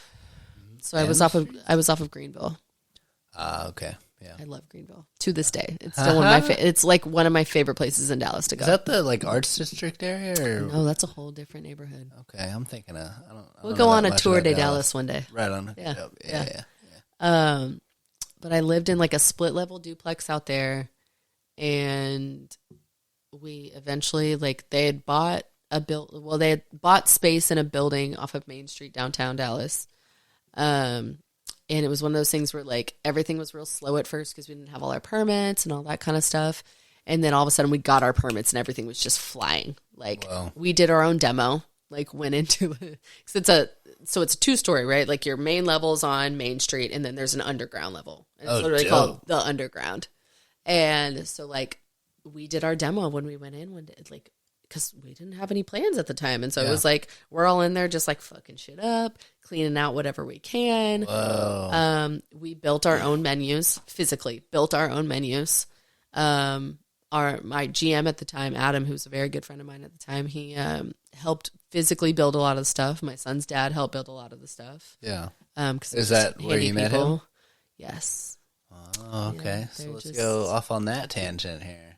I don't know if I want to go on that tangent. We met, we dated, for and he was what years. To the company? At the time that we dated, we both had become managers. Okay. We both got promoted at the same time. Right. And it was after the Dallas store opened. Okay. They're both at the Dallas store. Both at the Dallas store, both got promoted around the same time. And he had managed before, like he's originally from Jersey. He moved down here. Yeah, Jersey boy, huh? Yeah. Huh? And he had worked for Fridays for a long time. Yeah. Did all the flair, all the things. Yeah. Yep. Yeah. So we both got promoted at the same time, and I just realized that was my first management job. That was where I learned that, like, that just wasn't for me. Yeah. It made me so stressed out. I did it for like 3 or 4 months, and I was like, nope. Yeah. I'm out. Like, I helped y'all get open, helped y'all do all the things, and didn't originally leave on good terms. We're obviously all fine now. Like, we're all friends, whatever. Yeah. He left. I left in like October, November. He left that December. I don't remember where he went after that, but yeah. So it was a whole thing. We split up like at the end of 2016. And then tequila happened in the spring of 2017. Right. And a conception happened? And then Hudson happened. Yeah. Whoa. Oh, So okay. here we are. So this was after the fact. Mm-hmm. A one-night deal? One-night deal. That's all it takes. Had a night out. I had a night out with girlfriends. He was probably looking real good that night, though. Me? I was probably looking real good that night. Yeah, and he was probably looking real good, though. Or maybe you're just drunk. Tequila might have said that, yes. Yeah. Tequila do be talking, though. It do be talking. Yeah. She's a bad bitch. Tequila. Tequila, for sure. Tequila, you call my name. I'm saying. But yeah, had a night out with some friends, and I, for whatever reason, was dropped off at his apartment instead of all of the other friends that we had out there.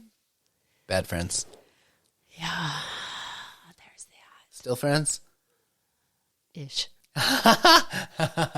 We're cordial. You got an asterisk next to the name? Yeah, yes. Okay. Yeah. But no, I mean, You're the bitch that dropped me off. yeah, it gave us Hudson, and honestly, we're both in. He's cute, man. Thank you. Yeah, we're both that's in pretty much better places than we were then. So it's. Are y'all friends now? We're cordial. Most of our days are good. Right on. Okay. Yeah, that's all you can really ask. Yeah, truly that is all I can ask for. It's like really most of our days are good. And I think that we both try to just do what's best for Hudson and what's in his best interest. That's good. That's all you can do. Right on. Okay. Yeah. So, it is what it is. So we're not going to make you dwell on that for too long, so we'll go past that. Yeah. So after Frankie's, 2016, I was at a place called BBC. It stands for Big Black British Beverage Company. Right. Yeah, that's what I was going to say. Yeah. Mariah and Steve probably know a whole lot about that one. Mariah Richardson and Steve Richardson. They both used to work for Sherlock's. Sherlock's was also part of that family. Okay. And then we had Baker Street. It's British, right? Yeah. Okay. We had Baker Street in Fort Worth. It was all part of the same family. Yeah. Okay. Yeah. So there's that. I was there for 2 or 3 years. British Baking Company. Yes, British Baking. No, British Beverage. Okay, right. It was a bar. Okay. Oh, like a bar. Yeah, like I was like, did y'all make breads? Like, no. British Beverage I got lost Company. in it for a second. I was thinking like croissants and shit. I got excited. I'm sorry, guys. Croissants are French. Croissant. Fuck, yeah, you got me there. My grandma won't say them. Won't say croissant. Why? She says it's croissant. Like, Croissant. Girl, shut the fuck up. No, I love that. I was there for a couple years till I got pregnant, and I was there for like my first trimester, and then I moved home. Back to Fort Worth? Back to Arlington, yeah. Right on. Okay. And then so that's going into 2018, 2017, 2018? 2017. I moved home. Where did I work? Did you move with your parents or? No, I just moved back into their house. Oh, right on. Okay. Yeah. Moved back into their house, and we lived there for like 2.5 years until I bought this place. Oh, right on. Yeah. This place is dope. Yeah. It's a very chill little spot, dude. Thanks. I like it here. Yeah. I like it here. Yeah. It's one of those things where, like, in my head, like, I want to be the hostess with the mostest, but, like, this is also my sacred place, and I don't like people being in it. You know what I mean? Like, I'm very selective on who can come to the house, right? That's dope. And I've been invited? Yeah. Welcome. I appreciate that. Of course. So, yeah. Welcome. It's dope, dude. I fucking like it, dude. Thank you. Yeah. Thank you. It's so weird because, like, I was looking at it from the outside, and, like, it has, like, this little, like, quirky look to it, and it's also, like, very flat looking. Yeah. And, like, very low to the ground. Mm-hmm. And you walk in, and it's the same. Yeah. Yeah. It's like, it reminds me of, like, a Hobbit hole kind of deal. Yeah. Real comfy. Real comfy, dude. Yeah. So all of these, I this walked neighborhood. into that front room, and I was like, so where are we doing the podcast? And you're like, there's another room. Not there. Yeah. We're in progress on that room. Yeah. But no, this whole neighborhood was built in like the 60s. And so that's why all of like these a homes 60s house. Yeah, that's why all right these homes look the way they do and why they're shaped the way that they are, cuz like farmhouse style was how it was. Like they were all single those, level, like interesting swoops and stuff on the top there. Single level, they're all just like shotgun houses basically, like just real long. They're all of the throwing shit bedrooms. up. Yeah, all the bedrooms are on that side. Like my master bedroom is so small. Like it's so tiny. Yeah. I have like they don't call them master bedrooms anymore. Are we doing that? I'm just. What do they call them now? They're called. The fuck are they called? I don't know. It's the master bedroom to me. I don't know. I've always known it as a master bedroom and not in a racial way. Owner's room or something like that, or that sounds worse. I don't know. It sounds weird. I don't think that's it. I just said that. That doesn't sound right. No, but there's a different word for it now. Apparently, okay. You're not supposed to say master bedroom. Owner's bedroom sounds worse. Yeah, and I don't think that's what it is. I do not think that is correct. No, it can't be it. No. Oh, I'm dumb. I'm not a doctor. Okay, I didn't go to that much college. I'm not a doctor. Not a teacher. I'm either. dead. Yeah. I'm dead. That's funny. Yeah. So it all seems like the perfect size for what you have going it's on. Though. Perfect. Yeah. I love it, and I kind of wish the sun was out so you could see the backyard. I have a decent sized backyard since I'm the corner lot. Mm-hmm.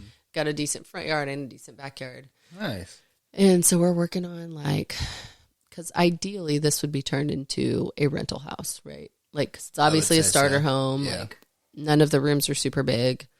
It's livable. Badass obviously. Airbnb though. Oh yeah, especially with this room right here. Yeah, true. Yeah. I mean, I'm not leaving any of my stuff. I'm taking everything with me. For sure. But you'd refurnish it. For sure. Basically the same. For sure. Yeah. But yeah, so we've talked about that. But obviously we'll wait and see what the market does and see what we want to do. So I mean, it's probably doubled in fucking price since you bought it. It's gone up quite a bit, yes. Yeah. Okay. I got it right before the market went skyrocketed. Yeah. I got it for very low for this area. Mm-hmm. So I was very lucky. I know that a lot of people have not been so lucky. No, definitely not. There's so many people that just went. Yeah. Said, fuck it, we're buying a house. Yeah, we're buying a house. I don't care if it makes us broke. Like, no. Yeah, no. It's not how that works. I'd rather not. No, yeah. That's kind of where we're at right now. Yeah. It's like I think it'd be cool to buy a house, but at the same time, I don't think I want to stay here. Yeah. That's where we're at. Yeah. So we've talked about the mosquito died. We've talked about if for some reason if for some reason don't eat it. Stop. Oh, he's not dead. Oh, damn, he's alive. Psych. He's just very lazy. Wow. We've talked about if for some reason we can't we can't find something here that we like or whatever. We've talked about just selling this in the years to come and buying a townhome. Because you can absolutely Airbnb or rent out a townhome. Definitely. That's easy. Yeah. Mm-hmm. And so we were we could live there for a year. And still bank probably $50,000, $100,000 or something. Exactly. Yeah. Figure out what we want to do from there. Mm-hmm. So, I mean, we've got options. Down payment on what you actually want. Exactly. So you have some options. That's we got options. Yeah, okay, right. We talked about all the things. And so that's about the time that Boomers kind of comes into play. Yeah. About 2018, right? Yeah. And so we started March of 2018. Went a little bit through that. And so you have your home before that, right? No, I bought my home in 2020. 10/29/2020. Right on. Right. Yeah. So, yeah. So it was, I went through COVID. I, obviously with teaching, the schools shut down, but we were still paid, fortunately. Right on. Yeah. Did you get unemployment? Mm-hmm. Yep. Which is now biting me in the ass 2 years later, but it's fine. Really? Mm-hmm. Still? Mm-hmm. It fucked me that first year. Yeah. But I only took 3 or 4 months of it. So. Same. Yeah. Wow. Same. But I'm pretty sure they messed something up on their end. That is now making it look like I made a whole lot more than I actually did. It's great. Taxes. Yeah. Everything is just a mess. It's very dope. Yeah. The government and stuff. It's great. They're Government's dope. Yeah, we love you guys. Just take my money. We know you're watching. Yeah. It's fine. Because it makes sense to us, the fact that I owe you money somehow at the end of the year. Uh-huh. I don't know. Totally fine. It's super weird. Yeah. But it's cool. Yeah. It's cool because obviously, you're taking care. You're building the roads that are great. The great 360 roads. Oh, it's fantastic. Yeah. I'm glad you fixed it. You fucks. You fucks. You fucks. Okay. We love that. Yeah. No, that's pretty much it. That's wild, Done dude. lots of traveling here, throughout my life. Been okay. very lucky. So what's your favorite travel? Where's your favorite destination? Africa. When was this? 2013. And this wasn't mentioned at all? I mean, it can be now. Right? Okay, go ahead. Yeah. My dad worked for Edward Jones for a long time, the financial planning company. Yeah. Yeah. And part of their incentives for that company is that you can book, win points to book trips. And so he always told me that if Africa was a trip that was offered in the year that I was graduating college, that would be my graduation. Why Africa? Why Africa? I may or may not have had a slight obsession with Lion King when I was younger, and also maybe now. Right on. Okay. So there's that. Yeah. So You got a crush on Simba? yeah, all of it. Just the whole thing. Yeah, right on. Yeah. Actually, so everything that's in that front room came from places that I traveled to, and there's a big dope. there's a big old map in that room with all the pins in it of the places I've been. Oh, cool. Yeah. Okay, yeah. So Nice. that's my jam. It's traveling. We're going to Spain in April. Oh, cool. Yeah. I can't mention it now. Well, actually, she's a little bit behind. She might not even hear it, but we have a trip plan, or I have a trip planned that Kristin doesn't know about. So, yeah, That's exciting. Yeah, she hates surprises. Why? I've been like dropping hints here and there. She hates not knowing what's going on. I love that. And it's so funny. I love that. She'll like say something and be like, yeah, like we just never like get to do anything by ourselves. I'm like, that's weird that you would say that because we might get to at some point. You know, and like little shit like that. Dude, I'm just waiting to see if she catches on. Oh no, she knows something's happening. She just doesn't know what. She doesn't know what the fuck's going on. Okay, yeah, I love and it that. drives her crazy because like I do it all the time. Yeah, that's And great. So she's just like, can you fucking? So she was like, so when can I know? And I was like, you might get to know at Christmas. It is her Christmas present. Okay. Well, it's her Christmas and birthday present because I'm a broke bitch. So When's her birthday? Ballin' February 4th. Okay. Yeah, That's so, fair. It makes sense. Yeah. We'll do it right in the middle. There you go. Yeah. I love that. Not that we're going anywhere. You're not going anywhere. Might not. Might. Kristen, don't listen. Yeah, shut up. Dude. Kristen, shut the fuck up. But I love you, and it's okay. Yeah. No, Okay. that sounds awesome. Yeah, it's going to be good stuff, dude. Yeah, we'll probably travel like at the same time. Probably. Yeah, we're going end of April. Oh, no, we're going way before that. Okay. Yeah, now we're going end of April. And then I actually looked at him the other day and I was like, can we go to Costa Rica next year? And he goes, yeah. I mean, fuck it, yeah. Yeah, he was like, it was real random. And I was like, I don't know. Like, I've always wanted to go there. Sounds like a relatively cheap plane ticket. Yeah. I was like, if we're going to start traveling like out of the country by ourselves, like, might as well pick things we can I don't have afford. a passport. I need to do that. You should do that. I should do that. Yeah. But he was like, yeah, I guess. I was like, so like late next year? And he was like, yeah, we'll Like figure it out. Bringing the timeline back. I literally was like, because so, I mean, June next year? I literally, right. I was like, because I mean, So, we're like, going to tomorrow Spain we're in going? April. So like we could do Costa Rica like in September for like our anniversary and your birthday. Damn. Okay, putting him on the spot. I like it. I know. It seems fair. Uh, Seems fair. yeah, for sure. So yeah. Yeah. Okay, so dope. So, yeah, so I've had a great fucking time talking to you, dude. Thanks. This has been fantastic. Thanks and for having me. I think there's a little bit more like I'll have to talk to you again. And that's one thing is like now that I've been doing the podcast for a while is like starts out as like the life of Detours, like learning about all these little things that led you to be who you are, but like I just like talking to people. Yeah, I love Like that. I love people that love to talk too. So it's like at this point I'm ready to just have kind of people back on and stuff and like Hell yeah. kind of check in, you know? Yeah. So Love it's that. going to be good stuff, man. So coming back up, you'll be back on. We'll talk about your trips and stuff. And like, it's going to be good stuff, man. I So, love that. yeah. So everybody, you've learned a little bit about Krissy. She'll be back.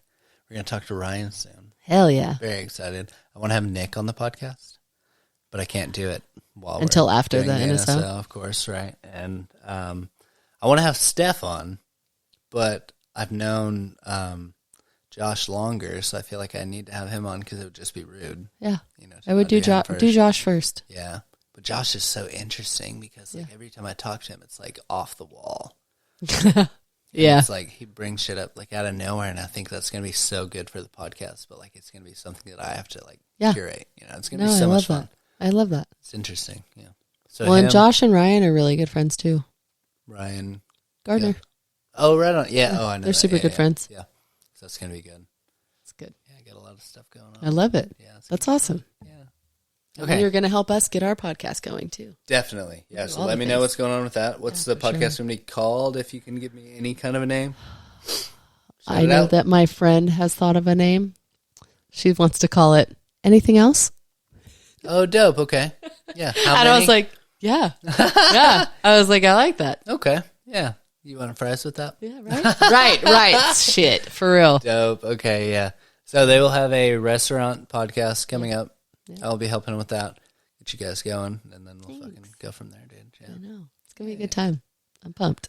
So cool. So I want to thank the fucking Dino Company, my only sponsor, who I've been kind of neglecting talking to for the most part because I've just been kind of all over the place and stuff. And like, I know he has a lot going on with his sales and stuff like that, but like, they're fucking dope. They do their like their supplements and stuff like that, and like they're the Dino Rock Climbing Company or the Dino Climbing Company. Okay. And so he's made this. He calls it a pre-workout because he thought that was the market that he wanted to get into. Okay. But it's not. That's not what it is. What is it? It's literally like, so it's like mainly like beetroot powder and like all these different like vitamins and minerals and stuff mixed into this powder, and it's all this like naturally sourced stuff. And he wanted it to be to take as many supplements and put them into the same thing. Okay. And something that adds energy. It has like ginseng and stuff like that in it to add energy. And like, he just wanted to do it correctly, but he only knew because he'd been in gyms for his whole life and saw these people taking these weird things.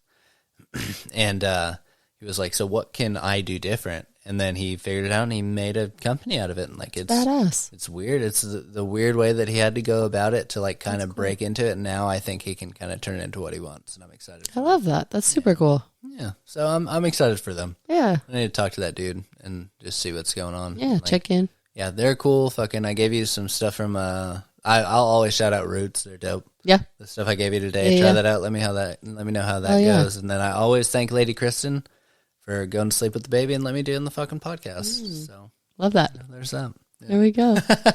Always. Yeah. So we're gonna sign off. Badass. Krissy, tell the people. Tell the people what? What are we telling them? What do you like about these people, bro? Thanks for listening, guys. Yeah, dude. If you're still here, we love you. Yeah. Yeah. I love this. This was fun. Yeah. I'm here for it. So guys, y'all be good. Have a great night or day, or keep doing your dishes or whatever you're doing. The fuck you're doing.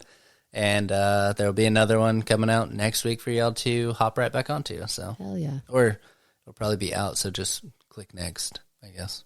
All right, bye guys.